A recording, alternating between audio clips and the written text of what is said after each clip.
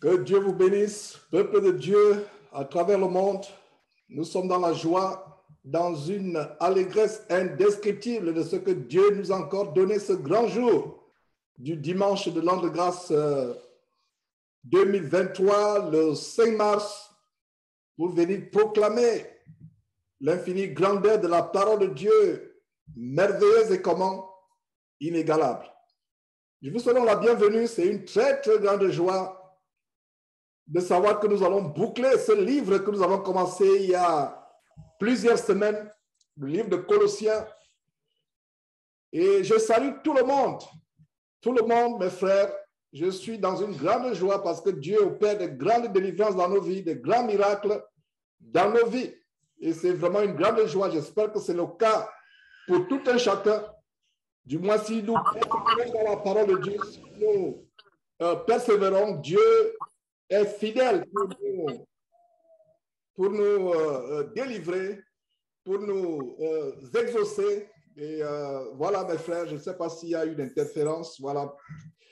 Et donc, nous allons commencer dans quelques instants, comme vous le savez, toujours par un mot de prière. Quoi que ce soit que nous faisons en pensée, en parole ou en action, nous faisons tout au nom de notre Seigneur et Sauveur Jésus-Christ. Je vais commencer donc par un mot de prière. Achille, est-ce que tu pourrais, s'il te plaît, commencer par un mot de prière?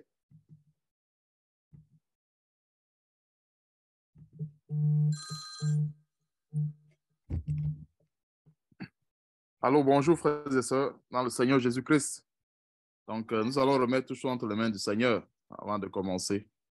Donc, procédons devant le Seigneur Dieu Tout-Puissant et son Fils Jésus-Christ. Éternel Dieu, nous te bénissons, nous te rendons grâce, Seigneur, pour cette réunion que tu nous donnes de participer. Seigneur, nous te bénissons pour des grandes révélations que tu as déjà préparées d'avance pour nous, afin que nous soyons édifiés et remplis jusqu'à la plénitude. Seigneur, nous te sommes infiniment reconnaissants, Seigneur Dieu, pour le temps, la disponibilité de tout un chacun. Donne-nous surtout, Père éternel, de remplir nos vases et de ne pas retourner comme nous sommes venus. Et merci encore, Seigneur Dieu, pour ces grandes leçons qui nous font grandir dans la foi, qui nous donnent la foi de plus en plus quand nous avons besoin de cette foi dans ces temps difficiles. Merci encore une fois de plus, Seigneur Dieu, pour ce moment, pour la connexion que tu arranges, pour les perturbations, que tu nous éloignes au nom de Jésus-Christ. Sois béni, sois glorifié, éternel, pour toutes choses, et surtout c'est dans le nom puissant de notre Seigneur et Sauveur Jésus-Christ que nous t'avons ainsi prié. Amen. Amen, amen. Merci, merci Achille. Achille, en passant, Achille, c'est un berger du côté du Canada. C'est un frère qui me bénit beaucoup, très engagé dans la parole de Dieu, très radical. Des fois, il est même plus radical que moi. Et des fois, je ne lui dis même pas cela. Très radical. On pense que j'ai le seulement radical. Le seul radical. Non. Il y a des personnes radicales. Et parlant du Canada, et Achille, je me permets de te dire cela et à tous les frères. J'avais bien voulu qu'on se réunisse, que les frères et sœurs à travers le monde connaissent cette grande conférence Vaincre le péché. Cette conférence qui sera annuelle, où tous ceux qui aiment cette parole, qui la suivent derrière cette trompette Jésus-Christ, on se réunit. Ce sera comme une retraite annuelle, pays après pays. Ça a été aux États-Unis en 2007. Et depuis 2007, on n'a plus tenu cela. Donc, j'aimerais qu'on la tienne encore cette année et aller, pourquoi pas, en Afrique pour la prochaine fois, dans un pays neutre. Donc, pour le Canada, j'aurais bien voulu entre avril et mai. Et d'ailleurs, il y a quelqu'un qui m'a posé la question. J'ai reçu l'email d'Anna qui disait est-ce que ça aura encore lieu? Il serait tellement difficile pour moi, pour des raisons professionnelles, de le faire mon programme ne me permettrait pas de le faire. Et même si ça me permettait, il faudrait quand même donner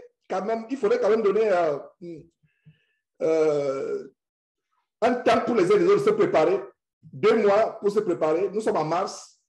Et si on pouvait faire, on fait dans une saison basse où les billets d'avion ne coûtent pas aussi cher. Parce que les saisons hautes, c'est les fins de fin d'année, c'est l'été, mais à vue les mers, c'est abordable, mais malheureusement, je ne pourrais pas être disponible. Mettons ça en prière pour quelque part entre septembre et novembre. Mettons ça en prière. Et si j'ai la date, et vous voyez, nous sommes vraiment esclaves dans ce monde. Nous ne sommes pas libres. Bien des fois, notre programme ne dépend pas de nous. Notre programme dépend des circonstances sur le plan professionnel. Et que j'aurais bien voulu être comme par le passé, mais Dieu sait toutes choses. Alors, prenons notre mal à patience, parce qu'il y a beaucoup de personnes qui veulent aussi profiter de cette occasion pour se baptiser. Il y a des sœurs, des frères qui sont dans des villes où il n'y a personne qui puisse les baptiser. Donc, mettons ça en prière. C'est quelque chose qui me préoccupe. Nous allons trouver un temps. Je ne sais pas si en novembre, il fait déjà froid comme le congélateur au Canada en novembre. Je ne pense pas. Peut-être un tout petit peu, mais je crois que c'est supportable. Et voilà. Alors, mes frères, tournons nos Bibles dans Colossiens chapitre 4 pour terminer le livre de Colossiens. Et j'aimerais que ces quatre chapitres que nous avons étudiés depuis les semaines soient liés en une seule vidéo. Une seule vidéo a été publiée. Je ne sais pas si Bertrand, je crois que Bertrand est connecté, si tu peux le faire à ton niveau. Si tu ne peux pas, je pourrais le faire. Rassembler toutes les vidéos issues de ces réunions, de ces enseignements du dimanche sur le livre de Colossiens, les mettre ensemble. Je ne sais pas, ça va faire 11 heures de temps, 12 heures de temps. Et puis laisser en un bloc. Et aussi notre alternative, faire une playlist, c'est-à-dire un coffret numérique qui contient toutes ces sections sur le livre de Colossiens. C'est des grands enseignements. Nous rendons grâce à Dieu.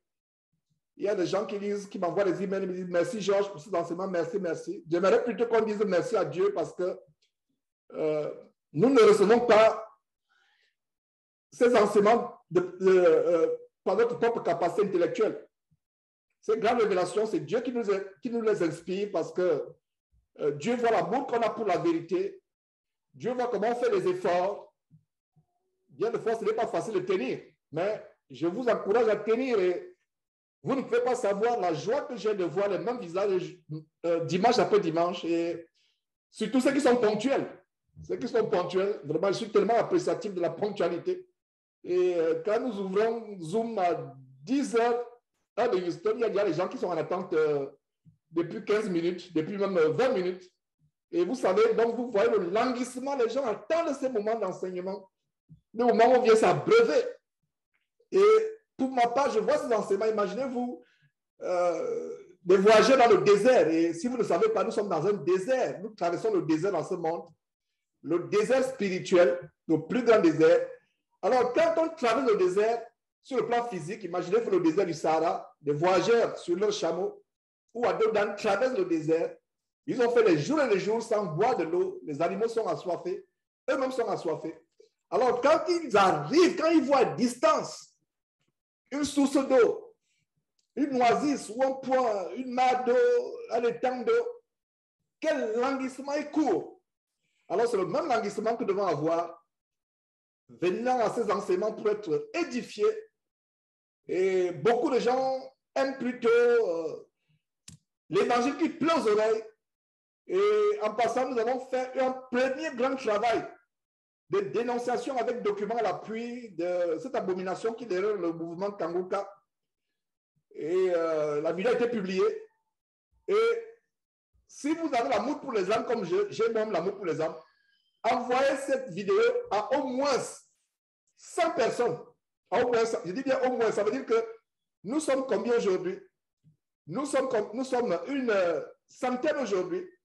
Alors, ça veut dire que d'ici ce soir ou d'ici demain plus tard, vous et moi y compris, nous allons envoyer à au moins 10 000 personnes.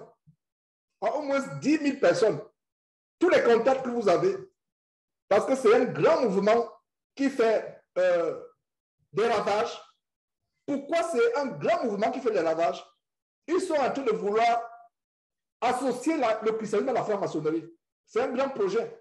Avec les choses telles que Ayam, ils appellent maintenant Dieu je suis. Si vous n'avez pas encore suivi ce montage sur Kanguka, qui est dans la franc-maçonnerie, comme on l'a démontré, allez suivre. Et quand je vois certains commentaires, il y a des gens qui étaient sceptiques, il y a certains qui étaient sceptiques, qui disaient, mais Georges, est-ce que tu penses que tu n'es pas dans l'erreur, etc. Mais après la vidéo d'hier, il y a des gens qui reviennent me dire, Georges, vraiment, que Dieu te bénisse. Les choses sont claires. Ça ne peut pas être aussi, ce n'est pas une coïncidence. En fait, vous ne le savez pas, moi je le sais, il y a un projet d'infiltrer toutes les églises avec la franc-maçonnerie. C'est un projet en cours. C'est un projet, et qu'est-ce que vous avez remarqué? Quand vous publiez une vidéo sur YouTube et il y a le titre franc-maçonnerie, Google met un lien qui explique la franc-maçonnerie. YouTube, je ne sais pas si vous avez remarqué. Si quelqu'un a remarqué qu'il lève la main, moi, quand il y a une vidéo, voilà. Fabrice lève la main. Quand vous mettez une vidéo qui a franc-maçon dans le titre, ou qui a franc-maçonnerie, voilà, Mendiamas aussi remarqué. Quand vous mettez une vidéo qui a franc-maçonnerie, au bas, automatiquement, YouTube vous propose un lien pour savoir plus la franc-maçonnerie. C'est en fait le projet de la région mondiale avec le Vatican, etc. C'est un projet franc-maçonnique. C'est pour ça que l'histoire de Kanguka là avec c'est pas simple. J'aimerais, avant de commencer ce dernier chapitre de Colossiens, vous partager ma motivation pour ce combat. Il y a des gens qui disent, mais Jean, pourquoi cet acharnement? Pourquoi tous les jours tu parles de la même personne? Pourquoi cet acharnement? C'est que vous ne savez pas ce qu'il y a derrière. Nous qui sommes au front, comme moi, par exemple, au front pour le combat pour l'évangile, on a vu dans Colossiens comment Paul était établi dans ce même combat que moi, que vous, certains d'entre vous. Dieu nous révèle ce qu'il y a. Quand vous voyez l'écuménisme, les gens vont devant le pape. Parce que la franc-maçonnerie, l'un des sièges de la franc-maçonnerie, c'est le Vatican. Donc, quand vous voyez les gens qui s'élèvent, je ne savais pas que Kanguka était. Je ne connaissais pas ce type il y a quelques mois. Je ne connaissais même pas qui il était. On m'a envoyé souvent le lien avec Kanguka. Quand j'ai quelques paroles seulement, le son de la musique, mon esprit rejetait. C'est comme si, vous voyez, vous êtes allergique à un aliment. Et c'est ça, sur le plan spirituel, développons cette allergie.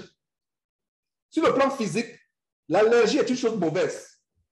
Physiquement, ça veut dire que vous mangez, vous êtes allergique aux arachides, allergique au maïs, allergique à l'avocat. Ce n'est pas une bonne chose. Mais sur le plan spirituel, il y a une allergie qui est positive. Ça veut dire que quand ton oreille écoute ce qui n'est pas de Dieu, tu ne peux pas, comment dire en anglais, you cannot stand. Tu ne peux pas supporter. Tu ne peux pas. L'esprit en toi s'irrite. Et c'est ce qui s'est passé avec Kanguka jusqu'à ce que je le dénonce. Et qu'est-ce que vous remarquez? Castanou se cache. Il a fallu revoir la vidéo pour savoir que Castanou était présent. Parce que Castanou sait que il est franc-maçon notoire. Et il a fallu, Dieu nous a donné le discernement. Et j'étais affligé de ce que Thérèse s'y rentre. Mais hier, quand nous montions encore la vidéo hier, c'est un grand travail. Et cette vidéo, est-ce que vous savez combien de travail? La vidéo de 34 minutes là. Ça, c'est des jours de travail. Petite vidéo de 34 minutes, coupée, montrer comment Castanou a pu dire comment les gens ne doivent pas taper sur je voulais dire les sodomites homosexuels, mais l'homosexualité, c'est également la franc-maçonnerie, les deux sont de pair. Alors, on a monté cela, des petites coupures, des petites choses qui se disent. C'est un très grand travail. Et c'est pour ça qu'il dit qu'on a fait le gros travail. Donc, vous faites le plus petit travail qui consiste seulement à copier, coller tous vos contacts, les emails, envoyer. Et c'est le mouvement aujourd'hui, dans le monde chrétien francophone, c'est Kanguka. Et c'est pour ça que tous ces pasteurs sont en train de s'associer à lui. Et j'ai été choqué quand quelqu'un fait un commentaire à savoir qu'il est même aussi associé à l'homosexuel tatou. Jouer tatou. J'ai dit, waouh! Incroyable. Bon, en fait, ça ne devrait même pas surprendre. Ils sont ensemble, c'est un projet. Alors, qu'est-ce qu'ils font? Nous sommes déjà salis.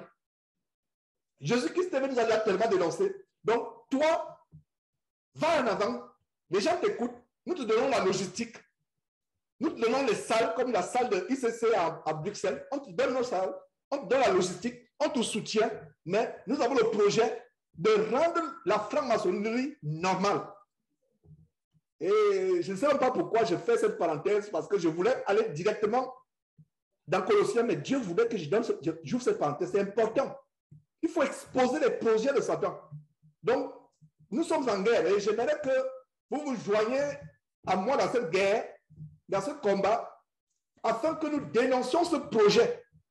Laissez-moi vous dire que Karouka n'est pas seul. Mais actuellement, dans le monde francophone, parce qu'un chrétien sérieux qui ne va pas Dieu pour avoir l'argent ou pour avoir les richesses ou les miracles, un chrétien sérieux ne suivra plus Kassanou. Un chrétien sérieux ne peut pas suivre Masolo Tunasi. Alors, qu'est-ce qu'il y a derrière? C'est l'apparence de piété. Ils viennent, ils vous parlent de renoncer au péché, de renoncer. Mais c'est comme si Satan prêchait. Donc, j'espère que vous avez compris et je ferme rapidement cette parenthèse tout en réitérant mon appel à partager ce genre de vidéos. Et plaise à Dieu, nous allons les dénoncer plus que par le passé.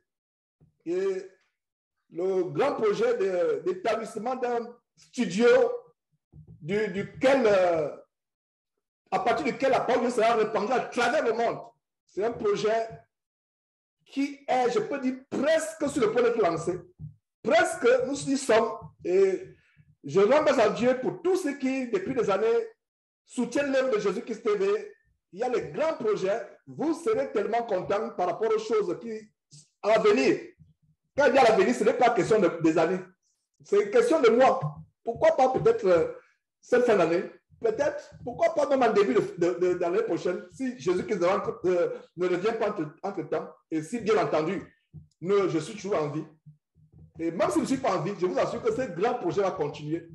D'avoir, depuis le studio de Houston, ou plus exactement du Texas, depuis, c'est-à-dire qu'on envoie la parole de Dieu, où les gens reçoivent la parole depuis leur téléviseur, depuis leur téléphone, depuis même la radio, depuis Jésus-Christ. Donc, je suis tellement appréciatif de toutes les contributions que vous faites, que ce soit de manière ponctuelle, que ce soit de manière mensuelle, afin que ce projet, c'est un grand projet, très grand projet, c'est un projet de la foi. Un studio, et ce sera aussi l'occasion peut-être, s'il y a des frères, par exemple, qui veulent travailler pour Jésus-Christ TV à temps plein, quelques-uns, avoir la logistique qui peut permettre qu'on reçoive des frères qui décident, qui disent OK, je vais donner 6 mois de ma vie, je viens travailler avec vos studios, etc. Donc, c'est des grands projets que nous avons, très grands projets. Je ne fais pas trop de bruit là-dessus. C'est mieux d'être silencieux dans ce qu'on fait. Et parce que les ennemis sont tellement grands, nombreux, nous n'avons pas peur dans tout cas, mais je vous annonce qu'il y a beaucoup de travail qui se passe derrière, en silence, beaucoup de travail. Et on ne peut pas faire ce travail seul. Aujourd'hui, nous prêchons comme le Seigneur Jésus a prêché. Le Seigneur Jésus n'a jamais demandé de dîmes à qui que ce soit ou imposé les dîmes, mais en ce qui me concerne, j'encourage les gens à soutenir un ministère que vous pensez peut atteindre beaucoup de personnes. Beaucoup de personnes.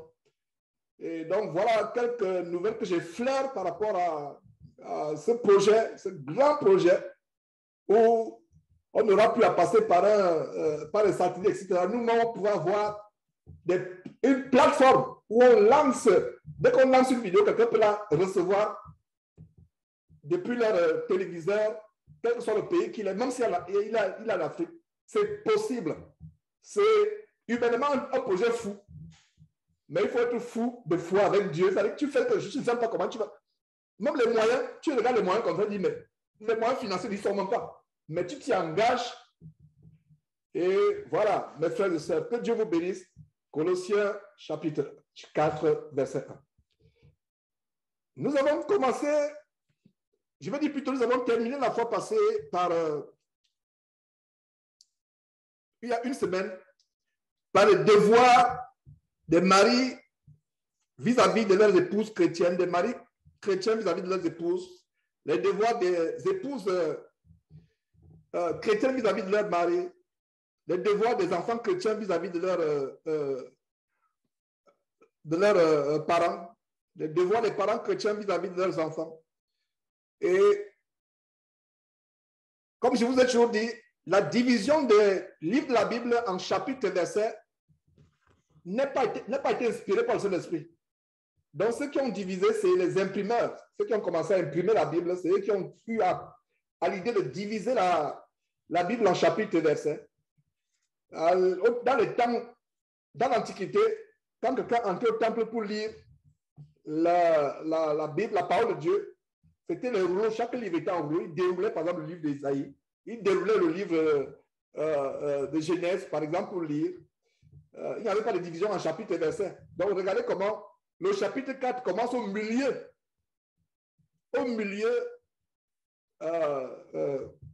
d'une exhortation.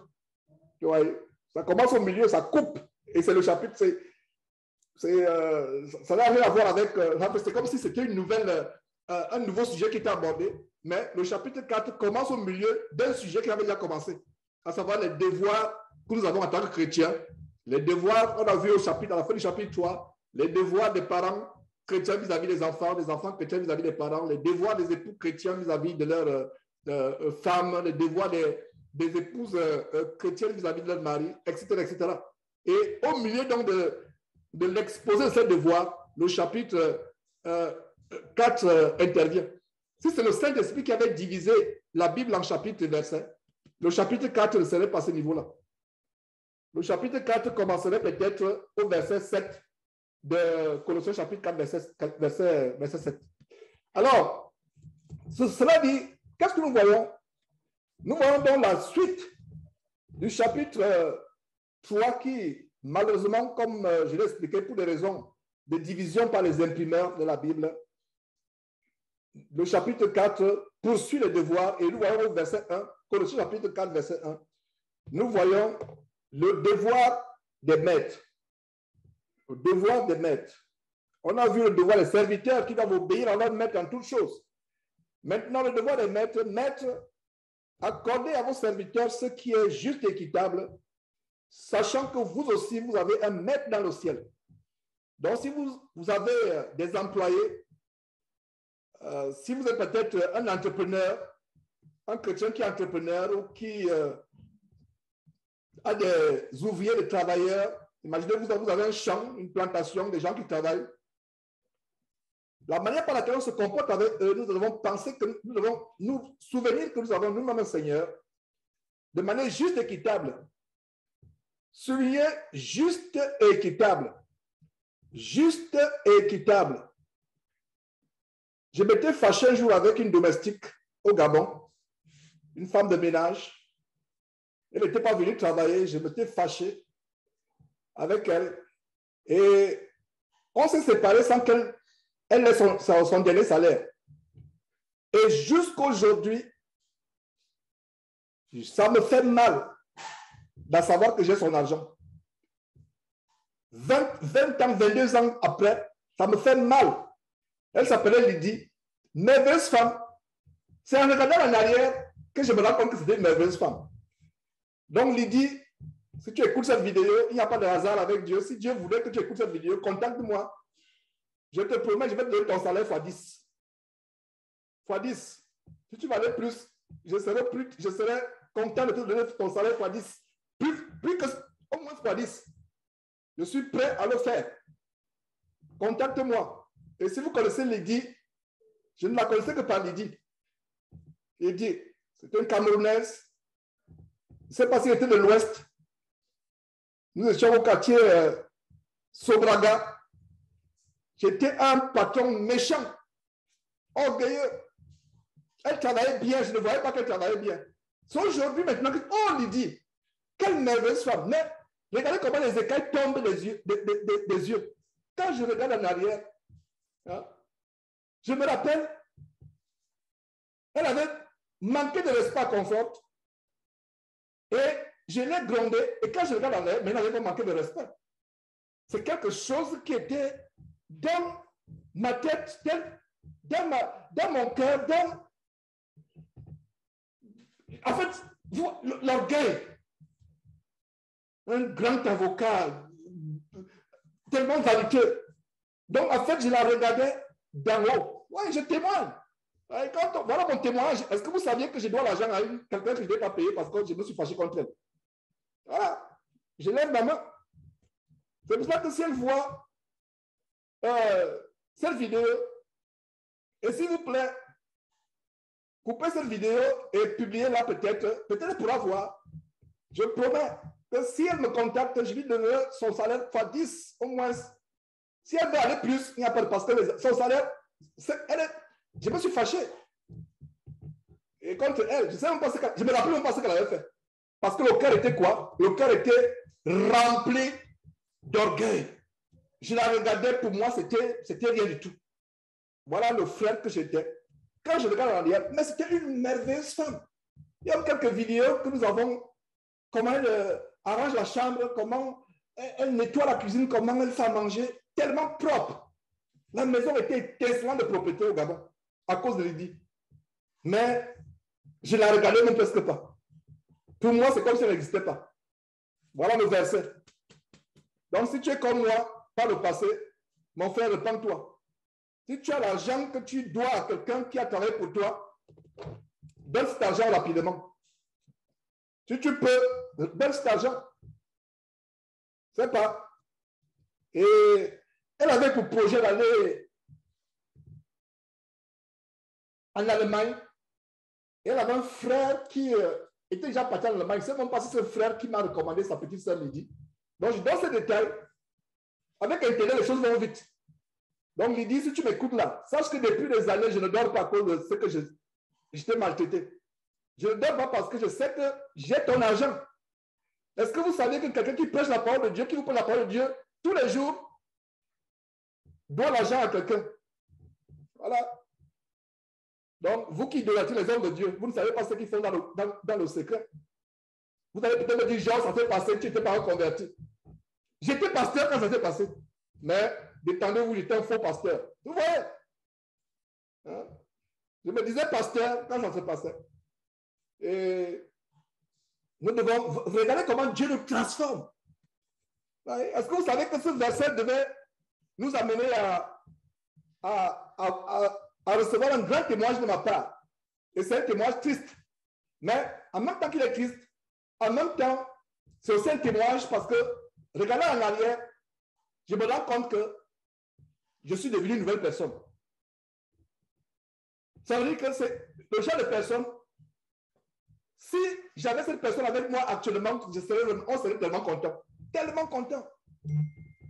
Et si je peux l'aider en quoi que ce soit, en dehors de ce salaire, de ce que je viens de lui proposer, je pourrais l'aider. C'est maintenant, c'est plus tard après que je me rends compte que c'est une bonne personne.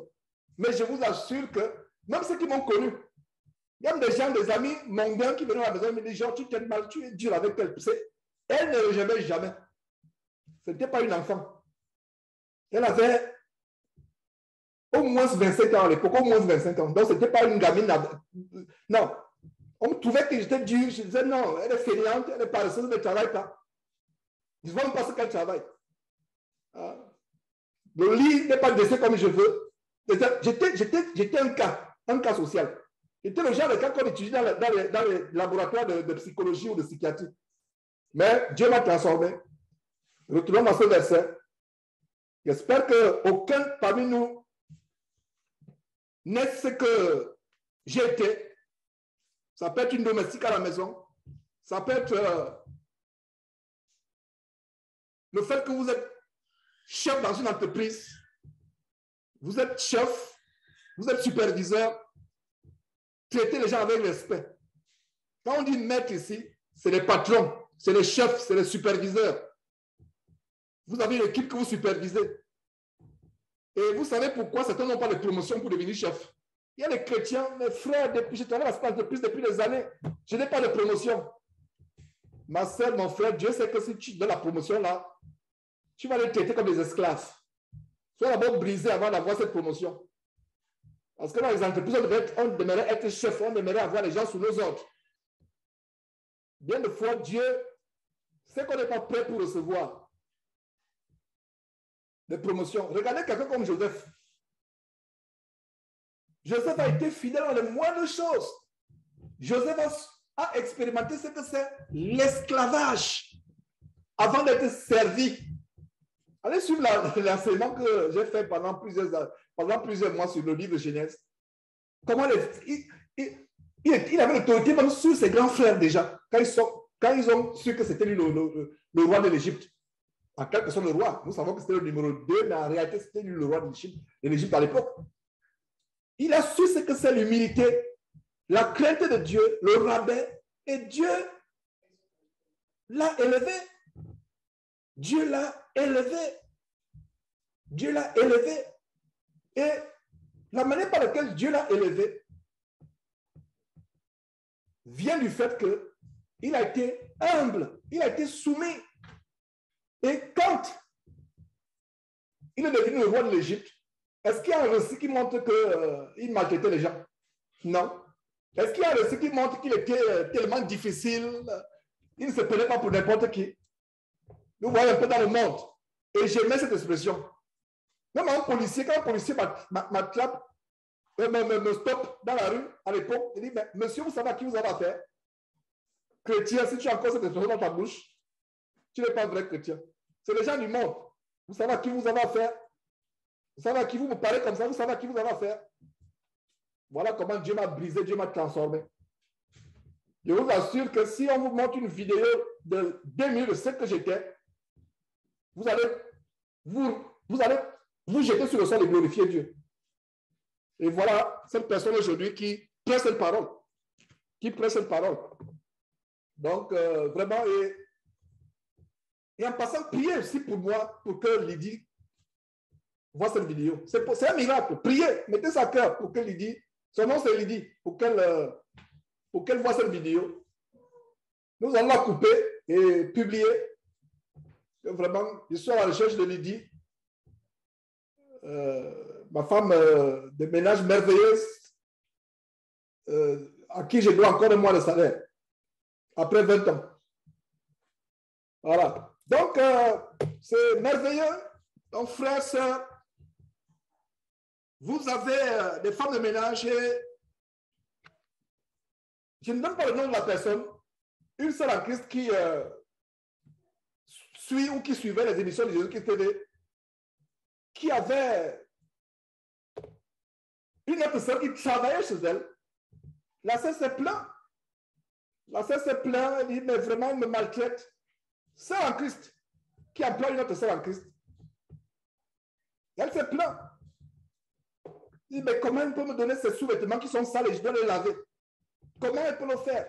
Et la sœur en Christ lavait cela en mettant la parole de Dieu qu'on a vu, Colossiens chapitre 3, verset 22, qu'on a vu la semaine dernière.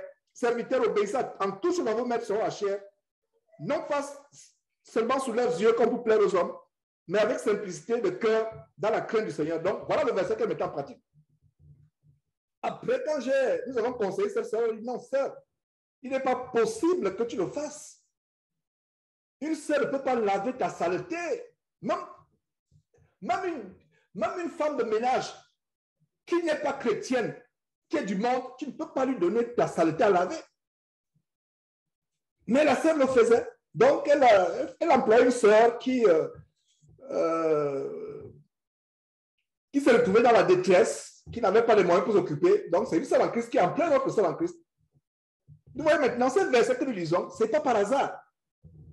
Est-ce que vous saviez que notre vie peut être, il peut avoir quelque chose dans notre marche chrétienne par rapport à la manière par laquelle nous traitons les personnes qui travaillent pour nous? Ça peut être quelqu'un que tu as appelé pour défricher ta plantation, ou pour te faire un champ, ou pour te mettre ta maison. Ça peut être quelqu'un avec qui tu as engagé pour, je ne sais pas, faire n'importe quoi, pour faire des travaux dans la maison, pour venir réparer quelque chose. Tu sais bien qu'il a fait du bon travail, mais pour payer moi, je dis non, je ne suis pas satisfait avec ce travail. Il ne peut payer $100, je te paye plutôt $50. Dans le cœur, tu sais bien qu'il a fait le bon travail. Vous voyez, nous devons changer. Il peut arriver, certains d'entre nous, qui ont, si vous avez quelqu'un qui travaille pour vous, un domestique, et vraiment, ce n'est pas parce que vous êtes maître que vous devez manifester l'injustice et l'iniquité. Soulignez les 2 mots ici, au verset 1. Maître, accordez à vos serviteurs ce qui est juste et équitable. La justice. Je n'étais pas juste vis-à-vis de Lydie. Je ne voyais pas ce qu'elle faisait de bien. Pourtant, une femme calme. Quelle femme calme? Tellement calme. Quand il était à la maison, on avait l'impression qu'il n'y avait personne à la maison. Discrète, travailleuse. Mais je ne voyais pas ça à l'époque. Je n'étais pas juste vis-à-vis d'elle. Il n'y avait pas l'équité. Sachant que vous avez aussi un maître. Donc, quand tu as quelqu'un qui travaille pour toi, comporte-toi vis-à-vis de cette personne comme Jésus se comporte vis-à-vis de toi-même. Est-ce que vous voyez le verset? Ce verset est tellement grand. Maître, avec le patron, chef, superviseur, etc. Chef d'équipe, chef d'entreprise, chef de groupe, accordé à vos serviteurs. C'est-à-dire que ceux qui sont sous votre autorité, il faut être juste et équitable. Sachant que vous aussi, vous avez un maître dans le ciel. Verset 2, persévérez dans la prière. Persévérez dans quoi? Dans la prière. C'est ce qui est dit également dans 1 Thessaloniciens chapitre 5, verset 17. Priez sans cesse. Persévérez dans la prière. Persévérez. La révélation ici est de faire quoi? De persévérer dans la prière. Beaucoup parmi nous, nous assoupissons dans la prière. On n'a pas une vie de prière intense. On n'a pas une vie de prière intense. Nous devons prier sans cesse. Et j'étais tellement content. J'ai fait un voyage sur le plan professionnel il y a 2 semaines. C'est la raison pour laquelle j'ai pris la route pour 2 heures de temps. Et pendant les 2 heures de temps, je me suis mis à parler en langue et j'étais tellement content. Il y avait la joie dans mon cœur. Je parle en langue.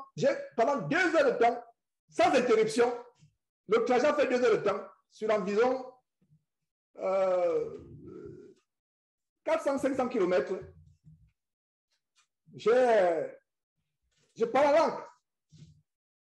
Et la joie qu'il y avait dans mon cœur, comme je priais, la paix qu'il y avait dans mon cœur, l'assurance, à un moment, je ne savais même pas si je conduisais. J'étais vraiment, c'est comme si j'étais dans les mains de Dieu. Ouais. Prions sans cesse. Nous devons prier chaque fois. Nous sommes peu importe. Et pour ceux qui parlent en langue, c'est encore plus facile. Parce que quand tu parles en langue, tu ne sais même pas ce que tu dis. Tu rends des actions de grâce. Et si, pour ceux qui ne parlent pas encore en langue et en passant, demandez le parler en langue. Demandez le parler en langue à Dieu. Demandez. Fatiguer Dieu entre guillemets. Quelqu'un peut fatiguer Dieu? Non. J'espère que vous me comprenez. Je vous parle en langage humain. Dieu ne peut pas être fatigué par nous. Mais vous, attelez-vous. Comme on dit dans le monde, fatigue quelqu'un par tes doléances. Même Jésus a donné la parabole du juge unique. Un juge qui était mauvais. Mais la veuve venait toujours. Jusqu'à ce que la veuve a dit, le juge a dit, cette veuve, vraiment, donnons-lui ce qu'elle veut afin qu'elle vienne me casser la tête. Qui donne cette parabole? Le Seigneur Jésus. Quelqu'un peut casser la tête à Dieu? Non. Mais le Seigneur Jésus nous donne l'exemple de ce juge unique qui a fait droit à cette veuve parce qu'il ne voulait pas que la veuve vienne encore lui casser la tête. Donc, prions sans cesse. Il faut que vous priez Dieu pour recevoir le parole en langue. Je vous assure que le parole en langue, c'est la puissance. C'est la puissance dans la vie. Quand vous parlez en langue, pendant 2 heures de temps, 3 heures de temps, et dites-moi après comment vous vous sentez. Oh là là, vous avez l'impression que vous avez, c'est-à-dire que vous avez rencontré Dieu. Donc, demandez à Dieu de parler en langue. Pas les parler en langue, les babababa, ta, non, c'est pas ça. Ça, c'est les onomatopées diaboliques inspirées par les esprits de grenouilles que les pasteurs mettent dans les gorges des gens. Des esprits humains qui se transmettent. Ça, c'est pas les parents. Le vrai parent, c'est comme je parle là. C'est une langue. Mais vous ne comprenez pas ce que vous dites, mais c'est une langue avec des intonations variées. Ce n'est pas 2 mots, 3 mots. Si vous parlez langue avec 2 mots, 3 mots, non, ce n'est pas le parent. Le parent coule. Les sources, le Seigneur Jésus a promis quoi? Celui qui croit en moi, des sources d'eau vive couleront. Des sources, ça coule, ça coule, ça coule. Ça coule, c'est comme un robinet. Maintenant, si vous imaginez, vous avez un robinet, une goutte, tape, tape, tape, une goutte. Vous allez faire une semaine pour remplir un seau. Vous allez faire une journée pour remplir un verre. Une petite goutte. Après peut-être 1 heure. Sort. Non, le vrai parlant, il est fluide. Il est articulé, il y a les intonations. Si vous parlez à haute voix et quelqu'un vous écoute, ne parlez pas en langue à haute voix publiquement. Mais supposez que vous parlez en langue à haute voix, vous ne savez pas que quelqu'un vous écoute. La personne en vous écoutant croira que vous conversez avec une autre personne. Mais ne pas en langue des églises bâtiments abominables, votre voisin appelle la police pour dire que mon voisin est devenu fou. Hein? Mon voisin est devenu fou parce que ce n'est pas le parler en langue. Le parler en langue, il est posé. Et tu n'es pas agité quand tu parles en langue. C'est une langue. La Bible dit que les esprits des prophètes sont comment? Soumis aux prophètes. Soumis aux prophètes. Tu n'es pas agité. Si quelqu'un commence à parler en langue, il a les vertiges et il commence à trembler. Non, il a besoin de délivrer ce démon. Donc, parler en langue, tu es lucide. Tu peux travailler en parlant. Tu peux, si tu es étudiant, par exemple, ou élève, prends les cours et tu parles en langue. Parce que la Bible dit que quand tu parles en langue, ton intelligence est stérile. Ça veut dire que ton intelligence ne contribue pas au mécanisme de parler en langue. En d'autres termes, les mots que tu sors ne sont pas inspirés par ton intelligence humaine. C'est l'Esprit de Dieu qui, dans son esprit qu'il a mis en toi, te donne les paroles que tu sors. Et c'est varié. Et il y a des moments, aujourd'hui, tu as l'impression que c'est quelque chose, c'est le chinois que tu parles. Demain, c'est comme l'arabe. C'est pour ça que la Bible parle de diversité de langues. De diversité de langues. C'est une multiplicité. Ça s'appelle des langues humaines, peut-être qui ont disparu. Ça s'appelle des langues des anges. C'est une diversité. Alors, demandez à Dieu le parlant comme vous n'avez jamais demandé. Demandez tous les... Ça veut dire que suppliez Dieu. Suppliez Dieu. Et en même temps que vous suppliez Dieu, comprenez que Dieu ne peut pas mettre son esprit dans une maison, dans un corps sale. Dans un corps sale. En même temps que vous demandez au Saint-Esprit, le Saint-Esprit, le parlant à Dieu, demandez à Dieu vraiment s'il y a des aspects de votre vie qui sont sales. Faites l'effort de vous purifier. De vous purifier, examinez-vous. Demandez à Dieu de vous montrer des aspects de la vie, de vos vies où il faut faire le nettoyage. Il faut faire le nettoyage, il faut purifier votre vie. Et c'est comme cela. C'est comme cela que nous devons demander les choses à Dieu. Ne demandons pas par vanité. Comme je l'ai dit qu'il parle en langue pendant plusieurs temps, moi aussi, plusieurs heures, moi aussi, je vais demander, il faut que moi aussi. Non, ce n'est pas comme ça. Alors, tu dois demander le parler en langue pour dire, Seigneur Dieu, j'aimerais te glorifier davantage. Parce que nous sommes limités quand nous prions par l'intelligence. Nous sommes limités. Mais quand nous parlons en langue, les paroles viennent seules. Donc, demandez à Dieu de parler en langue. Maintenant, si vous ne parlez pas encore en langue, et vous pouvez chanter les cantiques. Par exemple, quand vous voyagez, comme je l'ai fait, vous chantez les cantiques, vous glorifiez Dieu, vous proclamez les versets bibliques à haute voix, vous chantez les cantiques, vous pouvez parler à Dieu à haute voix. Voilà, c'est comme cela. Donc, persévérer dans la prière. Persévérer, c'est une persévérance. Pourquoi il me dit persévérer? J'avais déjà souligné, je voulais encore souligner, mais c'est déjà souligné. Persévérer, ça veut dire quoi? Des fois, ce n'est pas facile. Des fois, il y a la fatigue. Des fois, on a l'impression qu'on est fatigué. Ça persévérer. Si c'était facile, Dieu ne nous aurait pas dit de persévérer. Vous voyez? C'est difficile. Le corps, la chair est faible, bien que l'esprit soit toujours disposé, mais la chair est faible. De fois, vous avez mis le réveil à 4 h du matin ou 3 h du matin ou 1 heure pour vous lever et prier. Dès que le réveil sonne, c'est vous qui l'étayez même encore pour continuer à dormir. Pourquoi? Parce que la chair est faible. Persévérer. Nous devons avoir une vie de prière intense. Intense. Une vie de prière. Jésus avait une vie de prière intense. Et il se levait de très tôt le matin pour aller dans un lieu pour prier. Donc, ayons cette vie. Donc, persévérer dans la prière. Persévérer. Seul en Christ persévère. Seul en Christ persévère dans la prière. Et veillez-y avec des actions de grâce. J'espère que vous tous qui suivez cette vidéo ou ces enseignements depuis des années, vous savez que action de grâce n'est pas les enveloppes d'argent. Ce n'est pas ça, ça n'a rien à voir. Ça n'a rien à voir. Action de grâce, c'est tout simplement dire merci à Dieu. Merci à Dieu. Il y a des fois, ça dit que je me rappelle ce que Dieu a fait pour moi. J'ai dit, oh Seigneur, tu es merveilleux, tu es bon, tu es adorable. Donc, c'est ça les actions de grâce. C'est ça les actions de grâce. C'est ça les actions de grâce. Tu te lèves, tu te rends compte que juste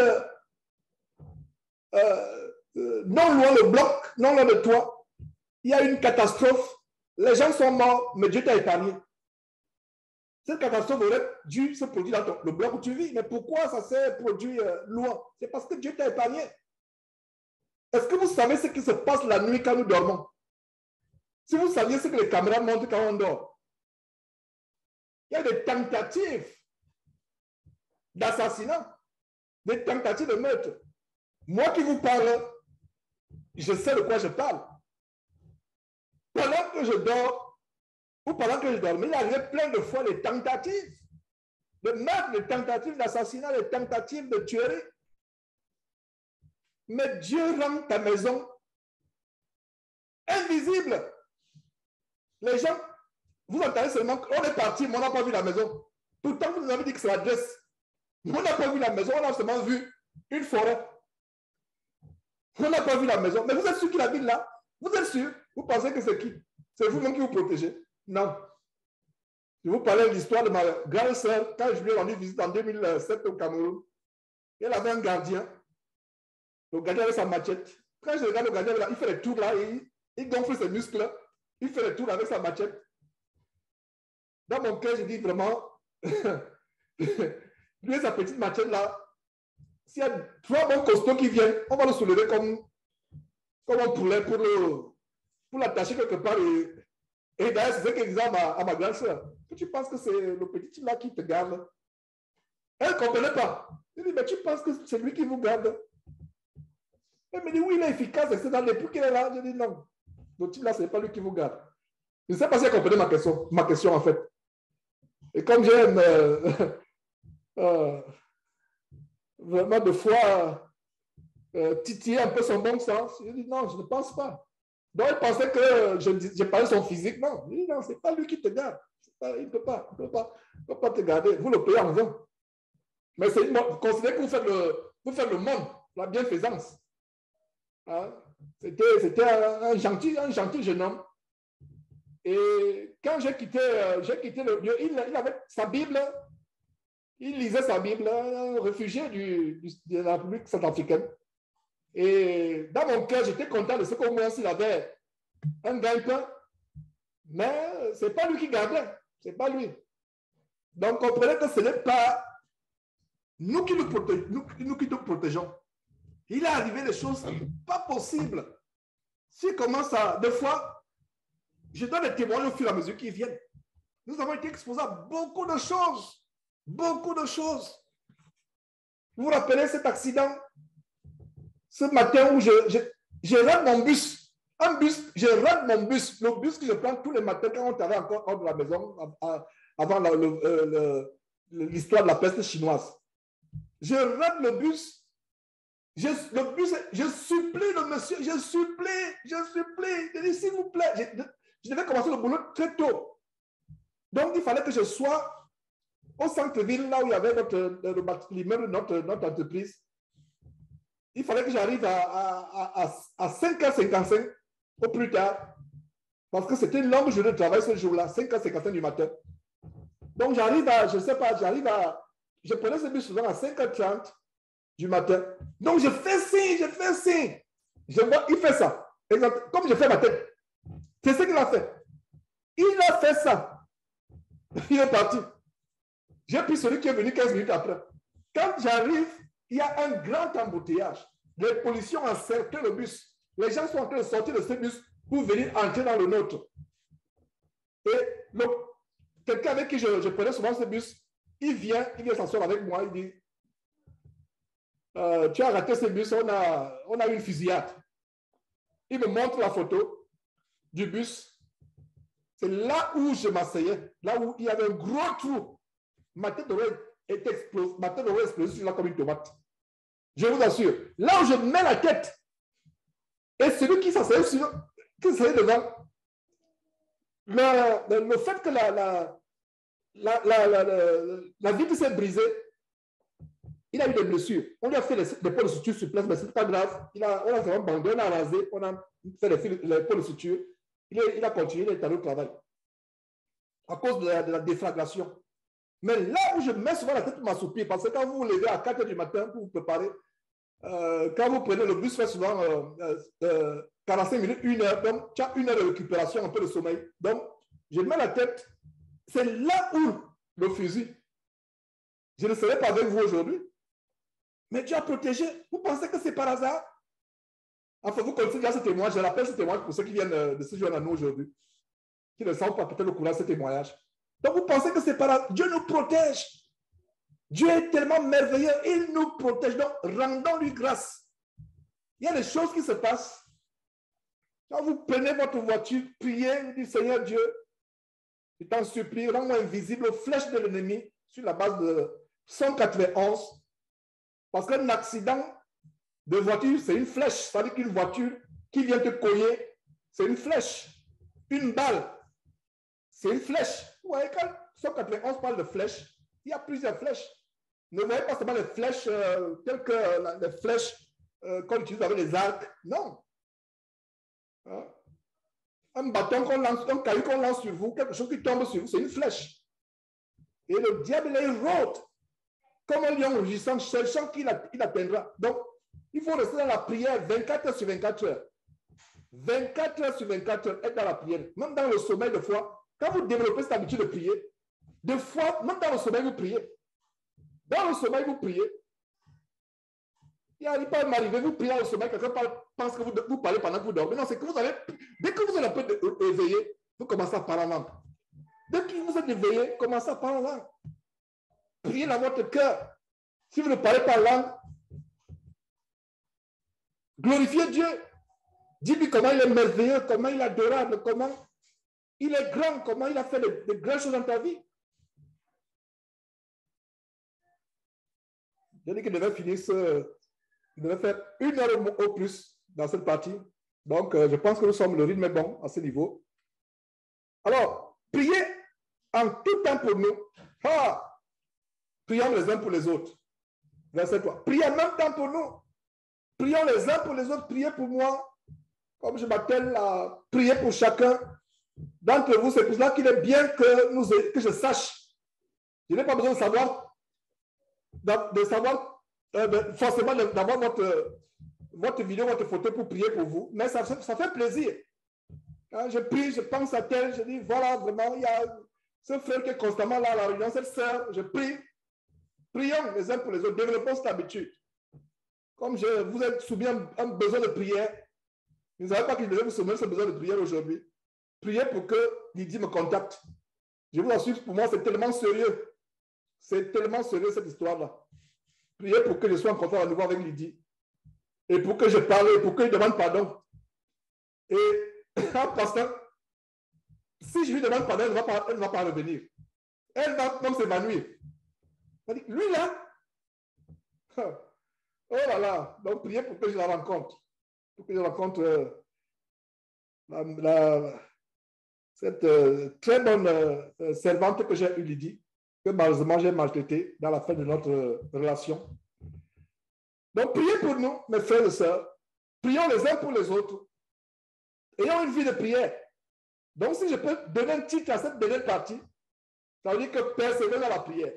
J'aime souvent donner le titre quand je publie les vidéos, surtout quand on étudie les livres comme cela. Donc, s'il y a un titre, la persévérance dans la prière. Prions, persévérons dans la prière.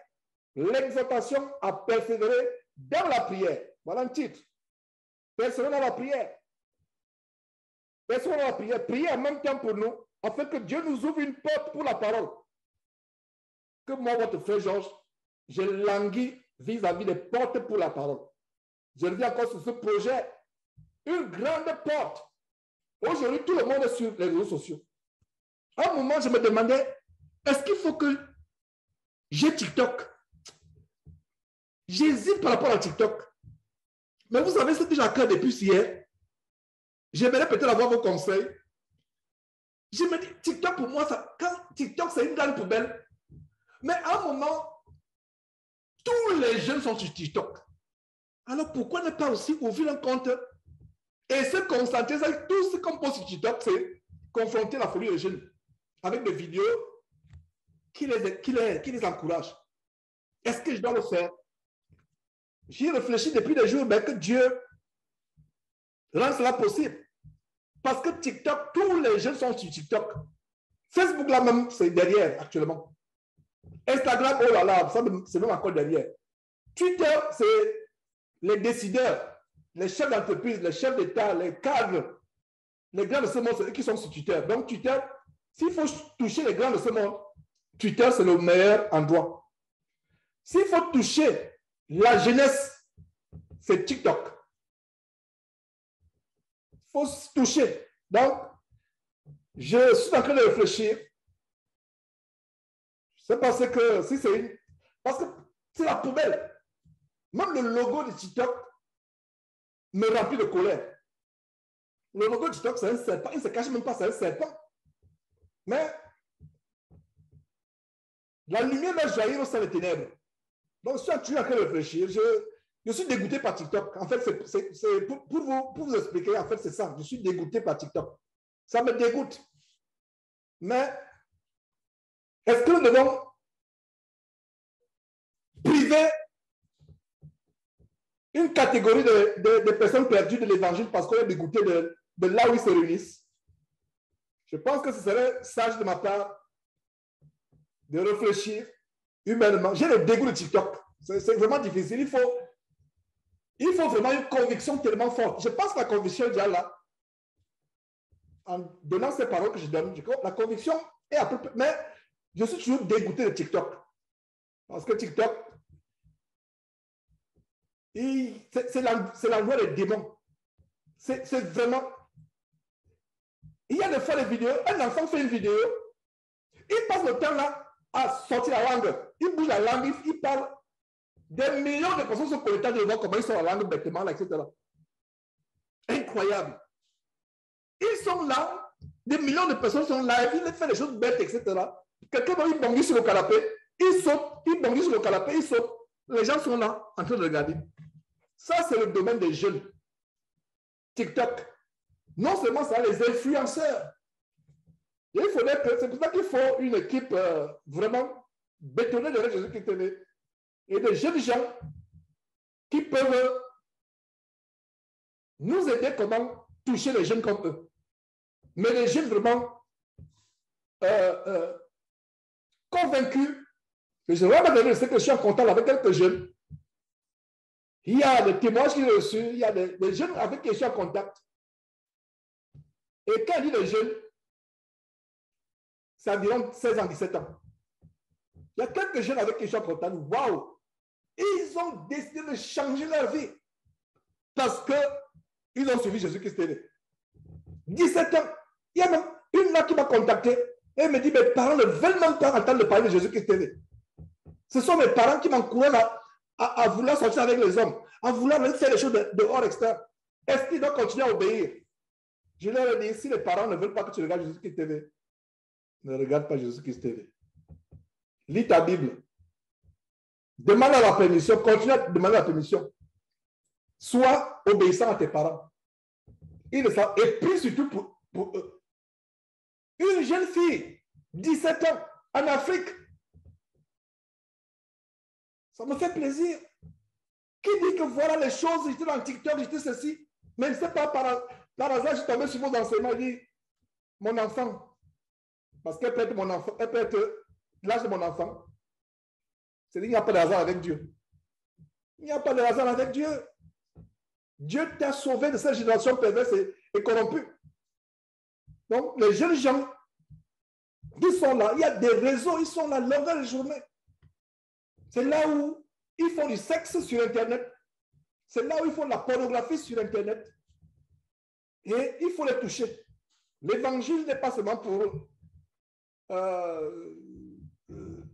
ceux qui sont bien portants. Je pense que l'évangile doit être prêché dans les asiles de fous. Et le plus grand asile de fous aujourd'hui, c'est TikTok. Je pense que j'ai déjà la réponse. Mais la main sera lourde. J'ai la réponse, mais la main sera lourde pour prendre ma main, dire que je clique pour créer un compte. Mais je pense que j'ai la réponse. Il faut prêcher la parole. Il n'y a pas plus d'asile de fous. Parce qu'à cause de Jésus-Christ, nous devons savoir ce qui se passe dans le monde. Nous devons savoir les tendances. C'est pour ça que je vous parlais, par exemple, de Kangoka, du projet, le grand projet de forcer la franc-maçonnerie, de dire que c'est OK. Voilà le projet de les Kangoka et autres, d'accepter la franc-maçonnerie. Les jeunes sont détruits. Je rends grâce à Dieu de ce que nous avons cette plateforme pour pouvoir prêcher la parole. Voilà. Donc, priez pour qu'il y ait une porte ouverte et que TikTok soit vraiment une grande porte. Mais je me demande combien de temps vont mettre les vidéos parce que la première vidéo même sera déjà effacée et ils vont bloquer.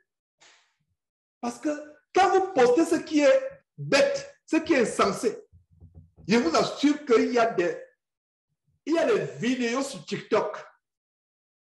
Vous, avec même les gens qui ne sont pas chrétiens concluent que ces enfants sont sur une position démoniaque. L'oisiveté à longueur de journée. Les enfants sont oisifs. Ils n'ont rien à faire, donc ils passent le temps à faire des choses insensées sur TikTok et il y a des milliers de personnes qui les suivent. Des influenceurs aujourd'hui que nous avons, des influenceurs qui sont plutôt influencés par les démons. Au point où, pour avoir les vues, les jeunes gens, les jeunes garçons, les jeunes filles doivent exhiber leur nudité pour avoir des vues, pour être vus. Un jeune homme, il exhibe sa nudité. On ne sanctionne pas. On ne sanctionne pas. Mais que Jésus-Christ poste une vidéo pour dire que l'homosexualité est diabolique. Sur le champ, la vidéo est supprimée. Mais que Dieu ouvre une porte. Que Dieu ouvre une porte. Et que Dieu me donne la force d'ouvrir cette porte par TikTok. J'ai la conviction de Dieu qu'il faut prêcher la parole dans ce grand asile de fous qu'est TikTok, mais qui me donne le courage de le faire parce que c'est un endroit qui me dégoûte au plus haut point avec tout ce qui s'y passe. Donc, prions pour les uns pour les autres. Priez pour ceux qui sont au front pour l'évangile. Vous qui êtes dans les églises locales de maison, priez pour vos dirigeants qui vous disent au Seigneur, qui vous conduisent au Seigneur afin qu'il le fasse sans gémir, mais plutôt qu'il le fasse avec beaucoup de joie, beaucoup de courage, beaucoup de joie, beaucoup de courage, beaucoup d'amour, beaucoup de volonté, de manière délibérée, avec joie. Donc, prions les uns pour les autres en tout cas. Verset 3 à nouveau, priez en même temps pour nous, afin que Dieu nous ouvre une porte pour la parole, en sorte que je puisse annoncer le mystère de Christ pour lequel je suis dans les chaînes, et le faire connaître comme je dois en parler. Verset 5, conduisez-vous avec sagesse envers ceux du dehors. Maintenant, voilà un verset qui montre comment nous, chrétiens, nous devons nous comporter avec ceux du dehors. Ceux du dehors, ça signifie tout simplement les non-croyants, les non-chrétiens. Ceux du dehors. N'ayons pas une autre opinion de nous. N'ayons pas une autre opinion. J'ai toujours dit ceci, et je le répète encore, je ne me fatigue pas de le dire. Mes chers frères, nous qui sommes convertis, nous qui avons la grâce de connaître Dieu et d'être connus par Dieu, je vous en supplie, ne nous voyons pas supérieurs au pire des pécheurs. Je vous parlais de mon dégoût de TikTok. Ce n'est pas que je suis dégoûté par les gens qui sont dans TikTok. Non. Je suis dégoûté par les œuvres diaboliques qui sont exposées. Ne pensons pas que nous sommes mieux que le pire homosexuel qui est en train de se positionner dans la rue. Non. Ne pensons pas que nous sommes le mieux. Ne pensons jamais, je répète, pour m'assurer que j'administre le bon message. Ne pensons en aucun cas, au grand jamais, que nous sommes meilleurs que le pire des pécheurs. Il y a un péché que je ne peux tolérer, qui me caractérise au plus haut point. Un homme qui couche avec un homme, une femme qui couche avec une femme. Pour moi, c'est dégoûtant au plus haut point. Je vous ai témoigné que voilà ce qui m'a empêché de devenir franc-maçon. La seule chose, je me demande comment les autres deviennent francs-maçons. À un moment, ils disent, OK, je vais devenir riche, je vais devenir célèbre. Je ne m'en soucie pas. Ils vont faire, ça va passer. Non! Un homme qui va avec un homme. Ça, c'est un niveau terrible. Deux hommes, des mandibules carrées, musclés, encore baraqués, ils s'amourachent entre eux. Ils s'embrassent. C'est dégoûtant au plus haut point. C'est-à-dire pour moi, c'est traumatisant. Quand j'ai dénoncé Joël Tatou et j'ai exposé la vidéo, une supplière, son amant, je pensais que les gens devaient, aucune personne ne devait suivre Joël Tatou. Aujourd'hui, j'ai l'impression que même cette vidéo, en dénonçant même, j'ai l'impression que c'est comme si j'ai dit aux gens, allez encore vous le suivre. Donc encore, les gens, regardez à quel point nous sommes arrivés. À quel point. Donc, même le fait que, même si je suis dégoûté par l'homosexualité, moi, votre frère Georges, je ne me sentirai jamais, au grand jamais, supérieur à un homosexuel. Jamais. Pourquoi? Est-ce que nous sommes aujourd'hui, c'est que nous sommes par notre propre volonté, par notre propre force? Non. Dieu nous a fait grâce. Je vous parlais, par exemple, de Lydie. Je ne savais pas que Lydie devait être au centre de l'enseignement. Au point où je ne sais pas si c'est la millième fois que je parle d'elle. Voilà. Regardez comment je me suis comporté avec elle. Parce que j'étais dans l'ignorance. J'avais le vieil homme, la vieille nature pécheresse, l'orgueil, la vanité. Pour moi, si elle est ma femme de ménage, c'est que, voilà, elle n'est rien du tout. Elle est, voilà. Elle n'est rien du tout. Donc, au grand jamais, ça, c'est pas parce que tu te voiles et que tu portes une longue robe que tu vas penser que tu es supérieur à une chrétienne qui n'est pas encore convertie, qui n'est pas encore... En fait, ne la regarde pas d'en haut. Il y a une nouvelle tendance de séduction sur les réseaux sociaux, sur Facebook surtout. Le mannequinat de la sanctification. Les jeunes femmes-là, tourmentées par les démons, qui montrent qu'elles sont sanctifiées parce qu'elles mettent les longues robes. Elles mettent des photos sur Facebook avant et après. Elles mettent les vidéos avant et après. J'étais ceci avant, comme une prostituée. J'étais ceci après. Il y a la séduction. Peut-être vous et moi, certains d'entre vous ont été séduits comme j'ai été séduit. Oui, on est content, gloire à Dieu. Mais quand vous regardez l'esprit qui est derrière, vous sentez la vanité, vous sentez l'orgueil, vous sentez montrer qu'on est devenu quelqu'un. Mais bien aimé sœur, qui est avec moi actuellement, qui vous voilez convenablement, qui vous couvrez le corps, ce qui est bien, très très bien même. Mais il peut arriver que la personne qui ne se couvre pas encore le corps, ce qui est visible à tout le monde, mais elle a un cœur meilleure que certains d'entre vous, par exemple. Elle a une soumission à son mari que quelques-unes d'entre vous. Plus que quelques-unes d'entre vous.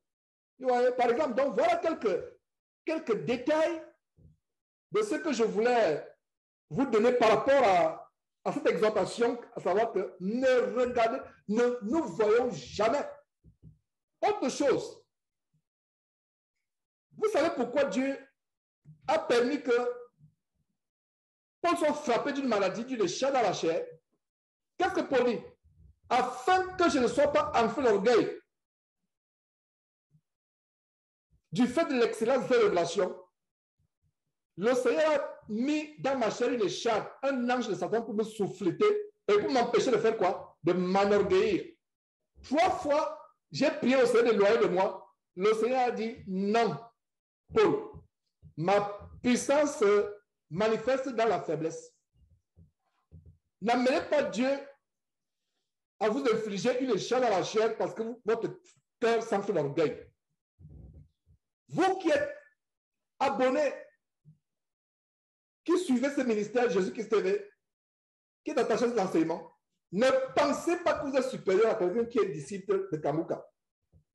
Ne pensez pas que vous êtes supérieur. Parce que quand vous découvrez cette parole, si vous ne faites pas attention, ça met l'orgueil à votre cœur sans vous en rendre compte. Ça met l'orgueil. Pour vous qui êtes fidèles, vous vous rappelez que ce n'est pas la première fois que je parle de cela. Ne vous voyez pas supérieur à qui que ce soit. Ne vous voyez pas supérieur. Le secret, voyez-vous inférieur à tout le monde. Même au plus grand pécheur. Même à quelqu'un qui est un disciple de Joël Tatou, il vous a dit à quel point je ne peux tolérer l'homosexualité. Et je vous confesse quelque chose. Il y a quelqu'un qui était déjà converti. Je pense qu'il était converti. Il est tombé dans le péché de l'homosexualité. J'ai du mal à être en contact avec lui à nouveau. J'ai du mal. Pour moi, à quel point il m'a expliqué, il m'appelle Georges, voilà, je suis tombé, voilà, j'ai été séduit avec quelqu'un qui m'a fait une bière. Et après la bière, on s'est retrouvé sous une douche, etc. Depuis ce jour-là, lui et moi n'a plus jamais été en contact. Il m'a suivi ceci, là, comprendre aujourd'hui pourquoi c'est difficile pour moi. C'est dégoûtant. Parce que je sais que péché, c'est le péché. Mais il y a des péchés tels que, humainement, peut-être que je vous expose une de mes faiblesses. À savoir qu'il y a des péchés, pour moi, c'est insupportable. Un homme qui va avec un autre homme, à ce niveau, même dans la Bible, dans le Nouveau Testament, si des frères en Christ étaient tombés dans l'homosexualité, je suis convaincu que le Saint-Esprit aurait voulu que nous soyons au courant.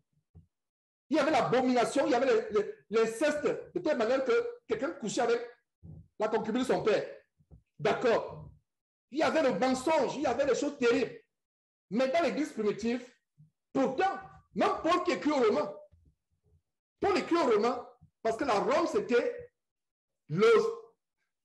la capitale mondiale de l'homosexualité, la Rome. Rappelez-vous de Romains chapitre 1. Il en parle. Mais quand Paul en parle en Romains chapitre 1, écrivant aux Romains, il ne dit pas qu'il y a des chrétiens qui sont livrés à l'infamie. Et dans Romains chapitre 1, qu'est-ce que nous découvrons? Quand quelqu'un commet l'homosexualité, ça veut dire que c'est Dieu qui l'a livré. Donc, quelqu'un qui a été converti, qui a suivi cette parole, et qui me contacte, qui me dit, je suis tombé dans un péché d'homosexualité. Voilà comment j'étais séduit. Quelqu'un m'a proposé une bière, et après la bière, c'est un choc que je porte. Et c'est la première fois que je parle à qui que ce soit. Personne. Même mon épouse n'est pas au courant de ça. C'est la première fois que je parle parce que ça m'a tellement choqué au point où j'ai dit, Seigneur Dieu, qu'est-ce qu'il faut faire? Qu'est-ce qu'il faut leur dire? Comment il est pu tomber aussi bas? Comment il est pu tomber? Donc, en même temps qu'on peut être dégoûté par les choses, en même temps, nous devons comprendre ceci. Mes frères, ne nous regardons jamais comme étant supérieurs. Celle en Christ ne regarde pas d'en haut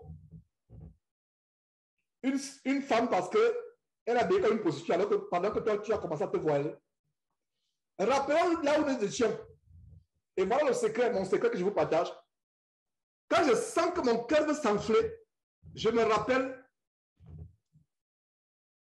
de là où j'étais. Je me rappelle là où j'étais, là où je suis sorti. Rappelons-nous. Alors, continuons avec ceci.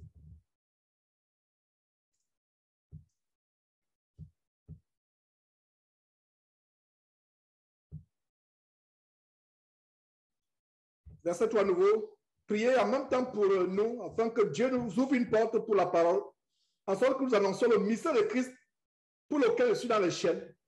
Et l'apôtre Paul avait ce privilège de servir Christ dans les chaînes. Nous, aujourd'hui, nous le servons plus ou moins libre. Mais il était dans les chaînes, il était bastonné, il était en prison, il était torturé. Verset 4, et le faire connaître comme je dois en parler. Donc, prions pour les uns et les autres, priez pour ce ministère. Verset 5, conduisez-vous avec sagesse envers ceux du dehors, c'est ce que je voulais dire. Ce qui m'amène à ouvrir cette parenthèse, à savoir que ne regardons pas les gens du dehors comme s'ils étaient indignes du salut. Même quelqu'un qui a commis un péché infâme, Dieu peut toujours le relever. Même si je viens de vous confesser la faiblesse que j'ai vue vis-à-vis de cet individu du Cameroun, qui a pris le courage de me confesser l'abomination, mais il m'a choqué, et jusqu'aujourd'hui je suis choqué, parce qu'il n'a pas commis cette infamie étant incroyant. Il connaissait déjà la parole de Dieu, il avait écouté cet évangile, mais il a eu un accès de faiblesse. Dieu peut continuer à lui faire grâce s'il se répand véritablement. Dieu est souverain. C'est pour ça qu'il est Dieu. Si vous et moi étions à la parole de Dieu, nous aurions déjà détruit ce monde depuis longtemps, n'est-ce pas? C'est pour ça que Dieu est Dieu. Si vous et moi étions Dieu, on aurait détruit ce monde. On aurait détruit ce monde depuis longtemps. Mais Dieu maintient ce monde parce qu'il est Dieu, il est patient, parce qu'il sait comment la fin du monde sera. Il n'y a pas de mots. Il n'y a pas de mots pour expliquer le cataclysme apocalyptique qui va s'abattre sur la terre. Alors il est patient, patient. Et d'ailleurs, le frère Pierre le dit. Le frère Pierre explique très bien en 2 Pierre chapitre 3. Quand les gens se moquent, ils disent, votre Jésus là, il revient quand? Il revient quand? Le frère Pierre dit aux gens, insensés que vous êtes, c'est parce que Dieu est infiniment bon, infiniment grand dans son amour et patient, parce que ce qui va se passer, ce sera terrible. Donc, envers celui dehors, disons avec beaucoup de sagesse, et racheter le temps, voilà, souligner, racheter le temps. Le temps est précieux. Trouvons le temps pour lire la Bible, pour prier, pour nous occuper des choses de Dieu. Que votre parole soit toujours accompagnée de grâce, assaisonnée de sel, afin que vous sachiez comment il faut répondre à chacun. Je vais expliquer rapidement le verset 6. Commençons par que votre parole soit accompagnée de grâce. Ça veut dire que nous devons avoir dans notre bouche constamment Dieu soit loué. Merci Seigneur. Je te rends grâce Seigneur Dieu. Oh, merci infiniment. Merci. Donc, que votre parole soit toujours accompagnée de quoi? De grâce. Non seulement rendre grâce à Dieu, mais les choses gracieuses doivent sortir de notre bouche. Des choses qui communiquent la paix, qui encouragent, qui motivent. Ce n'est pas les querelles, ce n'est pas les injures qui doivent sortir de notre bouche de la grâce. Alors, maintenant, toujours assaisonner le sel. Je n'ai pas compris ce verset pendant plusieurs années, mais aujourd'hui, par la grâce de Dieu, je le comprends. Quelle est la propriété du sel? Le sel a plusieurs propriétés, les deux principales desquelles sont les suivantes. Première propriété principale, donner la saveur à ce qui est insipide. Imaginez-vous votre meilleur plat, peu importe lequel, selon vos origines ou selon votre pays. Et c'est un plat qui doit être assaisonné, épicé et salé. C'est un plat que vous aimez. Je prends par exemple un des pays que j'ai vraiment aimé, les 2 années et demie que j'ai passé là-bas quand je faisais mes études de droit à la faculté de Dakar, au Sénégal. Vous avez ce qu'ils appelaient le tchèboudjen, c'est-à-dire du riz gras avec du poisson, avec toutes sortes de condiments, de légumes. S'il n'est pas suffisamment salé, il n'a plus le goût, il a perdu sa saveur. Il a perdu. Personne, même ceux qui en raffolent, même ceux qui aiment, ils vont vous dire qu'il y a un problème, n'est-ce pas? Qu'en est-il de votre pays, votre plat préféré, par exemple, il n'y a pas de sel. Et il y a certaines personnes, pour des raisons médicales, on leur interdit carrément du sel. Parce que ces personnes sont misérables. Il y a des gens qui vous disent ma vie est misérable parce que j'ai comme l'impression que ma vie n'a plus de sens. À cause de quoi? À cause du fait que ces aliments n'ont plus de sel. Donc ça, c'est la propriété du sel. Donner la saveur aux aliments. Donc, la parole de Dieu et notre comportement vis-à-vis de la parole de Dieu est ce qui donne un goût à ce monde qui a perdu sa saveur. C'est pour ça que le Seigneur Jésus disait que vous êtes le sel de la terre. Imaginez-vous un seul instant qu'il n'y avait plus la parole sur cette terre.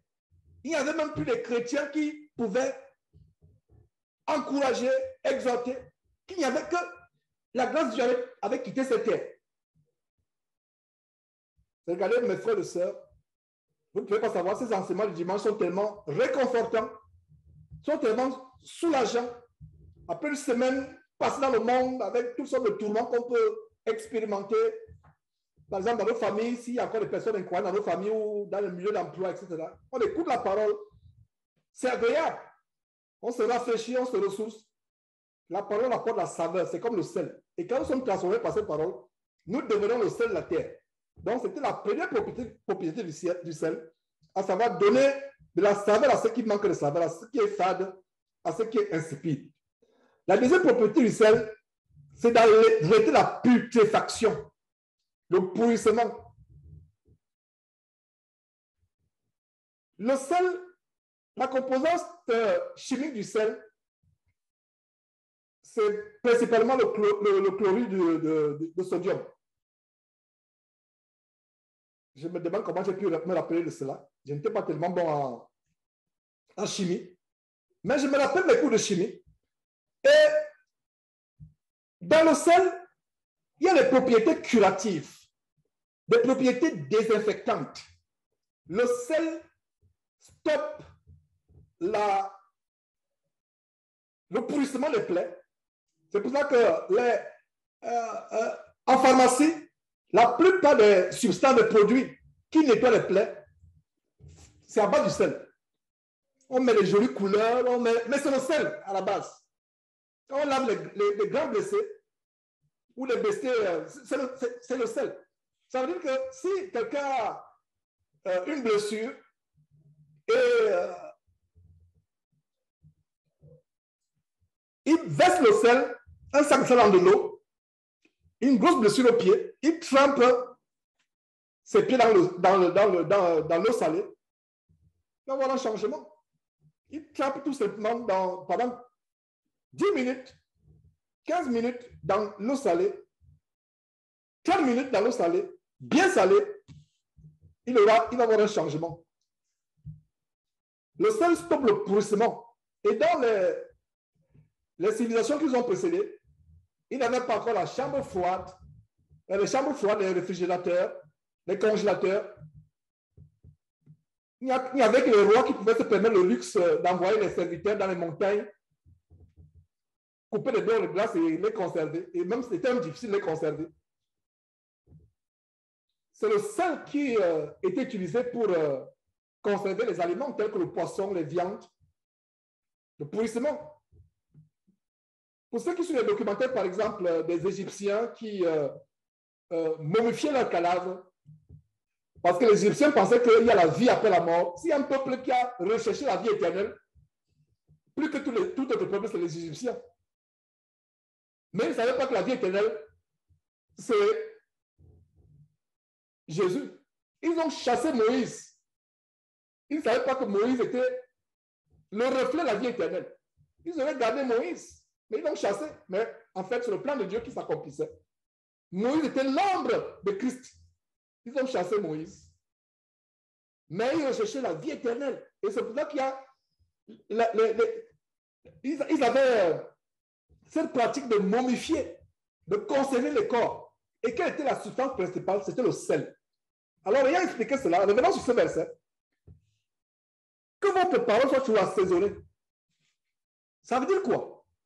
Une parole qui n'est pas comparée par la parole de Dieu est une parole qui apporte le pourrissement. Voilà la conclusion évidente que je donne à ce verset. Ça veut dire que si nous parlons aux gens, dans nos rapports les uns avec les autres, que ce soit les rapports entre les frères et sœurs, que ce soit les rapports avec les gens du monde, si nos paroles, les paroles qui sont de nos bouches ne sont pas fondées sur la parole de Dieu, elles ne sont pas assaisonnées de sel, n'est-ce pas? Est-ce que vous comprenez ce grand verset? Maintenant, comme je l'ai compris, je vous l'explique. Et c'est une grâce pour moi de vous expliquer ce que j'ai compris par la grâce de Dieu. Ça veut dire que quand je parle aux gens, mes paroles doivent être le reflet de la parole. Même dans un cadre du travail. Il y a des témoignages. Tel sœur ou tel frère me dit, frère, des gens reconnaissent que je suis chrétien. Je n'ai jamais dit à quelqu'un que je suis chrétien. J'ai dit, ben, s'ils reconnaissent que tu es chrétien, c'est parce que ce n'est pas ton langage. Ce n'est pas ton langage. Imagine que quelque chose arrive, je rends grâce à Dieu de ce que, en pleine réunion, Dieu soit loué de ce que. À un moment, ton chef, s'il est tellement colérique, il va te dire qu'on n'a pas besoin de Dieu ici. On n'a pas besoin de Dieu. On n'a pas besoin de Dieu. Quelque chose dans un forum professionnel, j'ai publié quelque chose en disant que nous aurons le succès dans ce projet si seulement Jésus permet qu'on ait ce projet. Je vous assure que c'est un scandale. C'est un scandale. Il y a certains qui ont dit, mais laissez-nous cette histoire avec Jésus. Laissez cette histoire avec... Je vous assure, je vous parle d'un forum professionnel. Il dit que ce projet réussira si Jésus permet qu'il soit... Parce qu'il est tellement compliqué, il est difficile. Il n'y a que Jésus qui peut permettre que ce projet réussisse. Ah, c'est à ce point-là que nous devons être courageux. N'ayons pas honte de proclamer notre foi, même si c'est dans un endroit professionnel. Et vous savez quoi? Il y a plusieurs personnes environ qui ont commenté. Plusieurs personnes, des gens de ma profession qui ont commenté, et environ 100 personnes ont commenté en disant qu'effectivement, c'est tellement compliqué qu'il n'y a que Jésus qui peut nous aider ici. Et voilà comment on reconnaît qu'on est chrétien. N'ayons pas honte que les gens ont dit non, ils vont penser qu'on est fou. Je ne me soucie pas de ce que les gens pensent de moi. On reconnaît. Maintenant, quand la compagnie tombe en faillite, on se rend compte qu'effectivement, c'est lui qui avait raison avec son Jésus. C'est lui qui avait raison. Quand il y a faillite, quand il y a bankruptcy, comme on dit en anglais, la faillite, la banqueroute, où les choses ne vont plus, vous perdez tous les clients. C'est là où on se rend compte que vous avez pris une mauvaise direction. Le monde doit savoir que sans Jésus, il n'y a rien. Voilà le comportement qu'on doit avoir. Et n'ayons pas honte de dire aux gens que sans Jésus, nous ne sommes rien. Et quand j'ai l'occasion, je ne manque pas de dire aux gens, sans Jésus, nous ne pouvons pas réussir dans ce projet. Il est difficile, humainement parlant. Même si ton patron dit, creuse la tête, ton Jésus là, non, je dis, je suis désolé. Parce que c'est à quoi nous sommes confrontés, je n'ai jamais vu cela. Je connais quelqu'un qui peut nous aider. Il y a Jésus. Et j'étais surpris de ce que une centaine ont été de mon avis. Que vraiment, c'est compliqué. C'est un miracle. Il faut un miracle. Au niveau où vous êtes bloqué, c'est qu'un miracle. C'est ce qui s'est passé. Même au temps de Shadrach, Meshach, Abednego, au temps de Daniel, quand ils étaient à Babylone, et en passant dans ce monde, nous sommes à Babylone. Le roi était bloqué pour tous les magiciens ne pouvaient pas résoudre. Ne pouvaient pas résoudre. la situation. Le roi était agité par un songe que personne ne pouvait interpréter. Tous les grands magiciens, au point où il s'est énervé, il a dit qu'il va les mettre tous à mort. Il va les tuer tous. Pourquoi les paye-t-il grassement s'il ne peut pas interpréter un petit songe? Et le roi c'était tellement dur, le roi dit que j'ai oublié le songe. Donc faites deux choses. Donnez-moi, rappelez-moi le songe que j'ai eu et traduisez. Traduisez. Daniel a dit, je connais un Dieu qui peut faire cela parce que rien ne lui est caché. Parce que les gens de ce monde, surtout les grandes universités duquel la plupart sortent, surtout les universités américaines, l'homme pense qu'il est intelligent par son savoir. Et quelqu'un fait un commentaire. Quand j'ai posé cela, je vous parle de ça se passe il y a quelques jours. Quelqu'un fait un commentaire, il dit, votre fondamentalisme, votre Dieu, etc. Je lui ai dit, j'ai écrit en anglais, je lui ai dit ceci. Rends grâce à Dieu de ce que tu es homme vivant et que tu as le souffle de vie pour faire même ce commentaire que tu viens de faire. Pour que tu viens de faire, rends grâce à Dieu. Tu penses que l'intelligence, etc. Ça a été un peu une petite confrontation. Bon, après, je me suis rendu compte que, bon, pour ne pas. Et je lui ai dit, et je lui ai témoigné ma vie. Il a dit que j'étais comme toi. Là, maintenant, je l'ai parlé en privé. Il a dit que j'étais comme toi.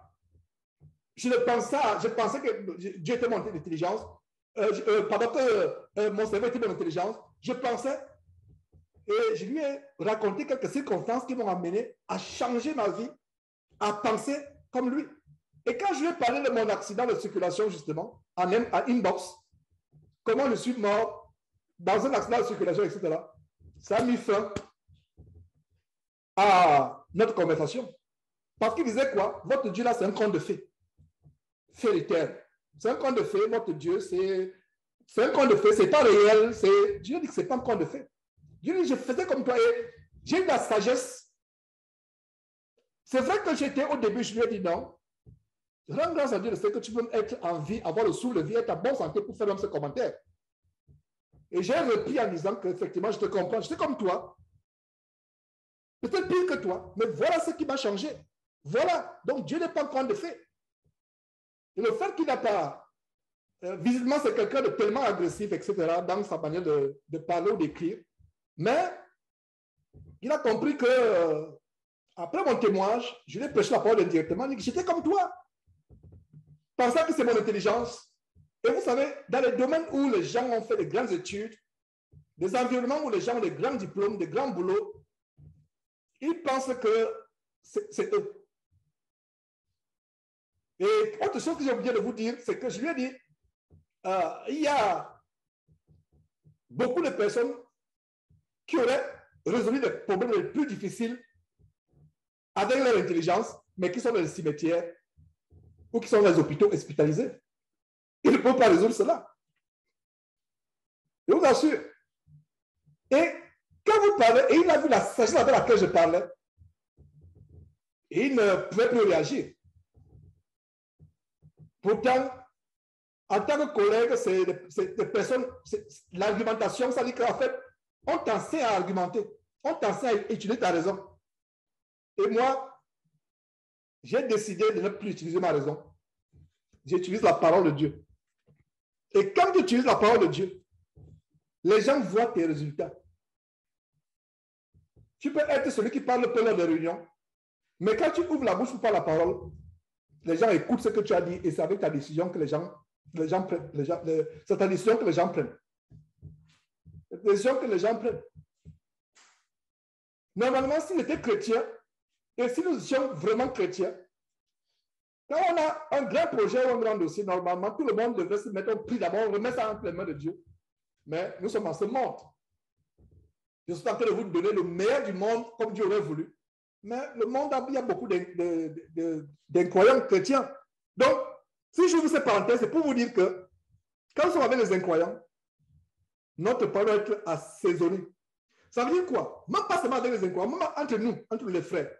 Ça veut dire que si ta parole n'est pas fondée sur la parole de Dieu, ça apporte le pourrissement. Parce que ce monde est sous la corruption. Est-ce que vous comprenez? Le monde est sous la corruption. Alors, Qu'est-ce qui met fin à la corruption? C'est la parole de Dieu qui stoppe la corruption dans ce monde. Tellement il soit partagé, mais bouclons. Verset 5 à nouveau, comme Dieu vous avec sagesse, envers celui dehors, et rachetez le temps, que votre parole soit toujours accompagnée de grâce. J'ai expliqué cela. Assaisonnée de sel. Je pense que je sais expliquer, afin que vous sachiez comment il faut répondre à chacun. Justement, parce qu'en répondant à quelqu'un, surtout à ceux qui sont insensés, qui pensent qu'ils sont intelligents, il faut répondre. Et quand j'ai répondu, je m'attendais à ce qu'on joue au ping-pong pendant plusieurs heures. Non, il a stoppé net. Il a stoppé net, il a compris que non. En fait, surtout quand je dis qu'il y a des personnes tellement qui ont des grandes idées, qui peuvent résoudre des problèmes les plus compliqués, mais qui sont hospitalisés, pire encore, qui sont dans les cimetières. Ils ne peuvent pas. Donc, vous voyez, bon, surtout quand quelqu'un veut s'attaquer à ta foi, il faut avoir des paroles justes, pas des paroles agressives, pas des paroles pour se quereller, mais en fait, présenter ta foi avec fermeté. N'aie pas honte de présenter ta foi. Terminons par des salutations, comme le frère termine son épître et sa lettre aux Corinthiens.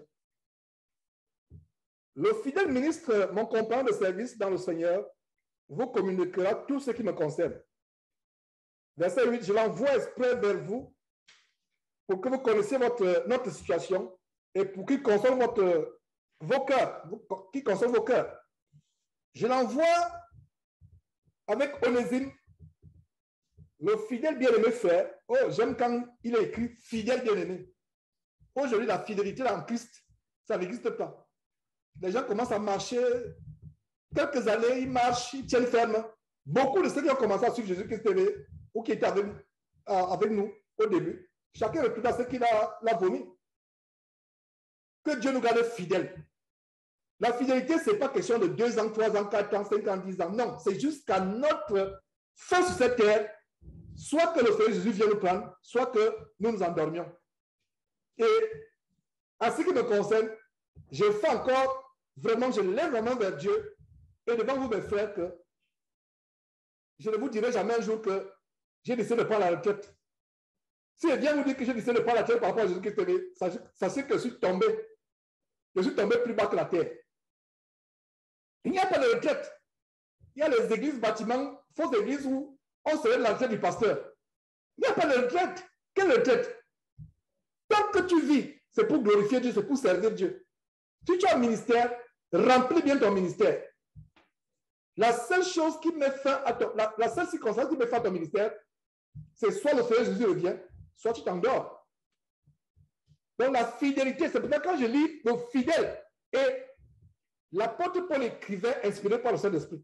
Les mots étaient bien sélectionnés, bien épurés par le Saint-Esprit. Donc quand il dit le fidèle ministre, parce qu'il a commencé, Tychik, le bien-aimé frère et fidèle ministre. Et regardez avec qui Paul s'entoure. Est-ce que vous voyez Tychik, qu'est-ce que vous voyez comme qualificatif de Tychik, comme témoignage sur Tychik, bien-aimé frère, rempli d'amour pour les frères, et ensuite quoi? Fidèle ministre. Mon frère, sois encouragé. Si tu as décidé d'être dans le ministère pour servir en quelque ministère que ce soit, que ces paroles t'encouragent. Tychik, virgule, le bien-aimé frère et quoi? Fidèle ministre. Et ensuite, au verset 9, qu'est-ce que nous voyons? Onésime, quoi? Le fidèle. Tychik, fidèle. Onésime, fidèle. Dieu veut des serviteurs fidèles. Dieu veut des croyants fidèles. Jusqu'à la mort. Ou jusqu'au retour de Jésus-Christ. Et quand il dit mort pour nous, c'est l'endormissement parce que la mort n'est plus notre partage. Si du moins nous persévérons. C'est ça, la fidélité. Tu es fidèle. Fidèle à ce que tu fais. Tu as décidé de partager ces enseignements de Jésus-Christ TV chaque jour. Tu es fidèle. Tu ne te relâches pas. Fidèle. Si je n'avais pas été fidèle, ce travail aurait disparu. Les faux pasteurs veulent gagner du terrain. Mais ma fidélité, regardez, ils ferment quelle chaîne, ils ferment, ils bloquent, ils font tout. On est là, fidèles, parce qu'on a compris que notre fidélité, c'est pour une âme, c'est pour qu'une seule âme soit sauvée. Maintenant, si Dieu peut sauver plus d'une âme, c'est selon sa volonté, selon sa souveraineté. Donc, je l'envoie avec Onésime, fidèle et bien-aimé frère, qui est le vôtre. Ils vous informeront de tout ce qui se passe ici. Aristarque, mon compagnon de captivité, vous salue, ainsi que mon cousin, ainsi que Marc, pardon, ainsi que Marc, le cousin de Barnabas, au sujet duquel vous avez reçu des ordres. S'il va chez vous, accueillez-le. Et vous savez pourquoi Paul donne les ordres au sujet de Marc? Il y avait eu un désagrément, des dissentiments entre Paul et Barnabas. Ça m'a fait qu'ils se séparent à cause de Marc. Marc les avait abandonnés pour retourner à ce qu'il avait vomi. Et cela a tellement affligé l'apôtre Paul. Et plus tard, quand ils sont retrouvés plus tard, certainement Marc s'est repenti. Et ce qui est merveilleux ici, nous découvrons ceci, nous découvrons que Paul et Marc sont rentrés dans les bons sentiments les uns envers les autres. Donc, il peut arriver que des frères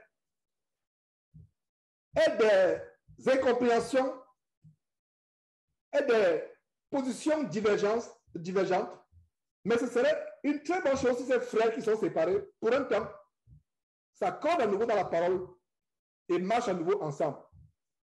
Et qu'est-ce que je comprends au verset 10? C'est quand l'Église était au courant de cette séparation entre Marc et Paul. Et certains frères n'étaient plus disposés à recevoir Marc. Marc avait maintenant une mauvaise opinion aux yeux des frères. C'est pour cela qu'il y a cette parenthèse. Regardez bien la parenthèse. S'il va chez vous, accueillez-le, ne le rejetez pas comme un faux frère. Donc, Paul les avertit pour dire que je pense que les choses sont rentrées à l'ordre. Donc, mon compagnon Aristarque, mon compagnon de captivité, vous salue, ainsi que Marc. Donc, quand ils ont vu ça, ils ont dit, ah bon, donc Marc et Paul sont revenus ensemble dans les meilleurs sentiments. Voilà. Parce que quand il les écrivait, les gens de Colosse savaient que Marc et Paul, ça ne va plus. Parce que Marc était retourné à ce qu'il a vomi.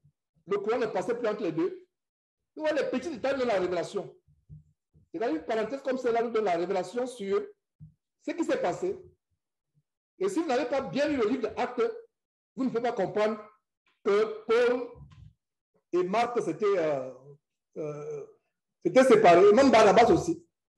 Parce que Barnabas a pris le parti de son cousin.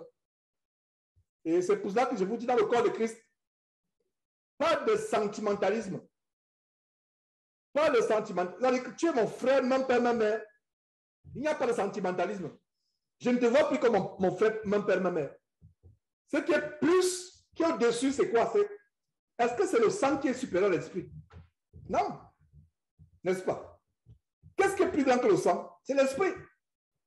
Mais malheureusement, certains parmi nous, même actuellement, pensent que le frère, même père, même mère est plus important que le frère en Christ. Non. Mon frère en Christ est plus important que mon frère, même père, même mère. Mes parents n'aiment pas quand ils disent ça. Ils n'aiment pas. Mais je le dis. Et je leur dis souvent cela.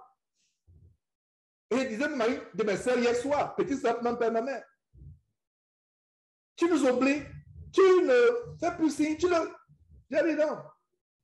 Mon frère, ma sœur, c'est celui qui fait la volonté de Dieu et qui marche ferme. Je lui ai dit carrément cela. Je ne vous parle d'une conversation qu'on a eue hier.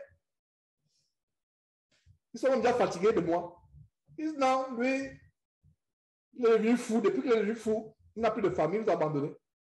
Quand j'ai l'occasion, comme j'ai eu l'occasion de faire hier, mon frère, mon père, ma mère, mes parents, c'est ceux qui sont dans la foi avec moi. Donc, vous êtes plus précieux que mes frères, mon père, ma mère. vous êtes plus précieux que mes parents s'ils vivaient encore.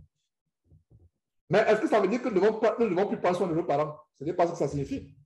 Si mes parents vivaient toujours, même si ils ne sont pas dans la foi, mais je rends la de ceux qui sont morts dans cette foi, je leur ai prêché la parole, ils sont convertis, et ils sont endormis étant dans le Seigneur, et je rends la pour cela. Pour moi, c'était une très grande bénédiction.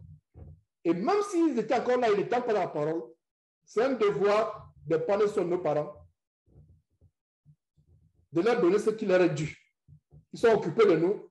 Si l'occasion se présente, et si les moyens nous le permettent, occupons-nous de nos parents, même dans leurs vieux jours, surtout dans leurs vieux jours. Mais Barnabas avait été emporté par le sentimentalisme, certainement, ou plutôt vraisemblablement, parce que Marc était son cousin. Il a bien vu que Marc les avait abandonnés pour retourner à ce qu'il a vomi. Mais quand Marc est revenu, Paul, a dit, celui qui nous a abandonnés une première fois va encore nous abandonner. Ils sont fâchés, chacun a pris sa route. Barnabas est parti avec Marc, son cousin. Paul est parti de son côté. Mais ici, qu'est-ce que nous découvrons? Ils sont réconciliés. Et c'est pour ça qu'il avertit l'Église en disant que ne le considérez plus comme un non-croyant. Accueillez-le. Est-ce que vous comprenez la révélation ici par rapport au rapport entre Barnabas, Marc, Paul? Donc, je lis le verset, on continue, on termine. Aristarque, mon compagnon de captivité, vous salue, ainsi que Marc, le cousin de Barnabas, au sujet duquel vous avez reçu des ordres. S'il va chez vous, accueillez-le. Verset 11, Jésus, qui? Jésus-Christ? Non, Jésus. Donc, quand vous priez, dites bien au nom de Jésus-Christ. Si vous êtes sûr qu'exact, il y a beaucoup d'hispaniques, communauté hispanique, et si vous habitez dans un immeuble où vous êtes, les cloisons ce n'est pas les appartements, vous commencez à dire Jésus, Jésus, Jésus. Votre voisin va venir à la porte pour dire que vous l'avez appelé. Mais je vous ai pas appelé, je m'appelle Jésus. Comme en hispanique, c'est Jésus. Et vous commencez à crier Jésus, Jésus. Pourquoi il le dit? Il y a des faux Jésus. Donc, ce n'est pas tout le monde qui est Jésus. Et je disais à quelqu'un il y a quelques jours que est-ce que vous vous rendez compte qu'il n'y a personne dans le monde qui s'appelle Jésus-Christ? Moi, je n'en connais pas. Il y a des gens qui s'appellent Christ. Il y a des gens qui s'appellent Jésus. Christ quel? Jésus. Mais est-ce que vous connaissez quelqu'un qui s'appelle Jésus-Christ? Non. Le monde, même dans sa mentalité insensée, c'est qu'il y a un nom réservé à quelqu'un. Est-ce que, moi je ne l'ai pas encore. Si vous avez, est-ce qu'il y a quelqu'un qui a déjà, quelqu'un parmi nous qui a connaissance d'une personne ayant le nom, il n'y a plus le nom de Jésus-Christ? Moi je n'ai pas, je n'en connais pas. Cyril a levé la main, c'est ça? Je ne sais pas si Cyril a levé la main. Moi, je n'ai jamais entendu parler d'un Jésus-Christ. Je n'ai jamais vu quelqu'un qui s'appelle Jésus-Christ. Il a le prénom Jésus-Christ. Non. Vous pensez que c'est par hasard? Même les démons ont peur d'inspirer les gens à prendre ce nom. Il y a la puissance au nom de Jésus-Christ. Donc, évitons de prier par Jésus. Donc, quand vous priez, même dans les assemblées, j'entends au nom de Jésus. Même dans les commentaires, dans les écrits, dans les correspondances, les frères, les lettres, écrivons Jésus-Christ. Voilà Jésus ici. Donc, quand vous commencez à prier au nom de Jésus, vous parlez de qui? De Justus. Parce que voilà Jésus qui est un disciple. Jésus-Christ. Christ signifie le Messie. Jésus le Christ. Jésus le Messie. Il n'y a pas deux Messies. Il y a un seul Messie. Mais il y a plusieurs Jésus. Il y a souvent des prières, les gens qui prient, mes frères, je prie depuis longtemps. Cette demande ne veut pas partir. Je demande, mes soeurs, tu pries par quoi? Tu dis au nom de Jésus, Christ, je prie souvent Jésus. Change. Et dès que la personne change, il y a le résultat. Et on se rend compte que le démon ne peut pas partir parce que le démon n'a pas peur de Jésus. Parce que le démon, c'est qu'il y a plusieurs Jésus. Il y a même un bas Jésus, Élibas, que Paul avait rendu aveugle pendant 3 jours. Jésus appelait justice, vous savez. Donc voilà un bien-aimé frère qui s'appelait Jésus. Jésus appelait justice, vous savez aussi. Ils sont du nombre des circoncis. Et le seul qui est travaillé avec moi pour le royaume de Dieu et qui a été pour moi une consolation. Verset 12, et par France qui est le vôtre, vous salue. Serviteur de Jésus-Christ. Voilà. Au verset 11, on a Jésus appelé justice. Et au verset 12, on a Epaphras qui est serviteur de qui? De Jésus? Non. Serviteur de Jésus-Christ.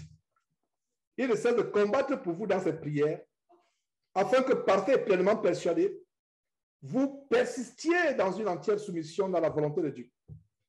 Car je lui rends témoignage qu'il a une grande sollicitude pour vous. Pour vous, pour ceux de Laodicée et pour ceux d'Hierapolis, Luc le médecin, bien-aimé, vous salue, ainsi que Démas. Et comme j'avais enseigné, je crois, dans le livre de Actes, qu'on a vu l'étude approfondie d'Actes, verset après verset, regardez comment Dieu est merveilleux. Dieu fait que Paul rencontre Luc. Luc est médecin. Et vous savez dans quelles circonstances Paul a rencontré Luc? C'était après qu'il ait reçu le chat dans la chair. Incroyable. Dieu a répondu à la prière de Paul indirectement. Comme je vous l'ai dit tantôt, Paul explique pourquoi il a eu cette infirmité, cette maladie, cette chat dans la chair, parce que Dieu voulait le préserver d'être enflé d'orgueil, afin qu'il ne soit pas enflé d'orgueil à cause de l'excellence de révélation qu'il avait reçue. Dieu lui a permis à un ange de Satan pour le souffleter, exactement comme le cas de Job. Plusieurs fois, Paul a prié pour que c'était un moment insupportable. Et outre cela, le bien-aimé frère devait encore être dans les chaînes. Il devait encore être flagellé. Incroyable. Mais Dieu, dans son amour, fait que Paul rencontre un frère médecin. Et c'est Luc qui a écrit 2 livres, l'Évangile de Luc et le livre de Actes. Voilà. C'est lui qui a écrit ce merveilleux livre. Et lui dit, parce qu'à un moment, quand vous lisez le livre de Actes, ils allèrent, à partir du chapitre 1er, ils allèrent, ils firent ceci, ils firent cela. Et à un moment, à un niveau dans le livre de Actes, ça commence par nous. Et là, vous lisez le livre de Actes, où ce n'est plus la troisième personne du pluriel, mais c'est la première personne, nous, du pluriel, nous. C'est à partir du moment où Luc a rencontré Paul.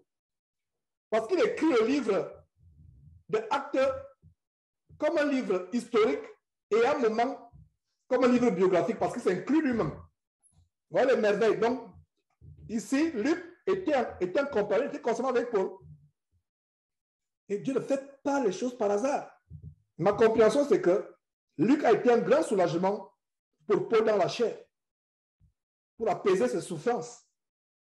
Luc, le médecin, bien aimé, c'est pour ça qu'il précise le médecin. Sinon, pourquoi il aurait voulu? Ça va pas. Être médecin, ce n'est pas important. C'est pour ça que quand le Saint-Esprit donne une précision, ce n'est pas par hasard. Ce n'est pas par hasard. Luc, le médecin, bien aimé, le médecin bien aimé, ça pourrait être Luc, le frère bien aimé, mais Luc, le médecin bien aimé, vous saluez ainsi que Démas, verset 15, salue les frères qui sont à Laodicée. Et Nymphas, c'est l'église qui est dans sa maison. L'église qui est où? Dans une cathédrale, c'est ça? L'église qui est où? Dans un bâtiment, dans une chapelle, dans un temple, c'est ça? L'église qui est dans sa maison. Les églises étaient dans les maisons. Voilà un détail. Donc, souligner l'église qui est dans sa maison. L'église qui est dans sa maison. Lorsque cette lettre aurait été lue chez vous, faites en sorte qu'elle soit aussi lue dans l'église de Laodicée et que vous lisiez à votre tour ce qui vous arrivera de Laodicée. Donc, nous avons la révélation qu'il y a des lettres même qui n'ont pas été publiées. Voilà une lettre qui vient de Laodicée, qui vient de Laodicée. et la lettre de l'église de Laodicée. Mais elle n'a pas été publiée. Et Dieu sait pourquoi. Tout ce que nous avons aujourd'hui comme chapitre, c'est suffisant pour notre vie et pour notre piété. Conclusion, mes frères et sœurs, ne soyez pas séduits par les livres mystiques. Une vidéo dont j'ai vu le titre il y a quelques jours, à savoir pourquoi le Vatican a supprimé un livre de la Bible. Ne soyez pas séduits par ce genre de vidéo. Si vous avez été séduits par le livre d'Enoch, ça c'est un livre diabolique, c'est un livre sorti tout droit du royaume de Satan, du quartier général de Satan, le livre d'Enoch. Faites attention à ce livre-là. La Bible telle que nous avons est suffisante. Et ce genre de chrétiens qui sont façonnés, ces chrétiens qui sont façonnés par ce livre, ils n'ont jamais lu ne serait-ce que les 20% de la Bible. Mais ils veulent lire d'autres livres. Commence par terminer ce livre, cette Bible, pardon, excusez-moi, cette Bible, ce livre. Mettez-le en pratique et vous vous limitez à cela. Vous voyez? Verset 17. Et dit à Chypre, prends garde. Voilà un frère qui reçoit la réprimande dans la lettre. Prends garde au ministère que tu as reçu afin de bien le remplir. Voilà un blâme. Voilà quelqu'un, ministre qui reçoit un blâme. Est-ce que vous savez qu'il y avait un ministre dans la Bible, dans le Nouveau Testament, qui a reçu carrément un blâme? Donc voilà, il est blâmé. Dites à Chypre, mais avec beaucoup d'amour. Prends garde. Vous ne pouvez pas dire à quelqu'un de prendre garde s'il était diligent avec son ministère. Donc dites à Chypre, prends garde au ministère que tu as reçu, afin de quoi? De bien le remplir. Conclusion, Archip ne remplissait pas bien son ministère. Donc, Paul le met en garde. Je vous salue, moi, Paul, de ma propre main. Souvenez-vous de mes liens. Que la grâce soit avec vous. Et nous disons Amen à cette parole que nous avons étudiée pendant plusieurs semaines. Nous rendons grâce à Dieu pour cela.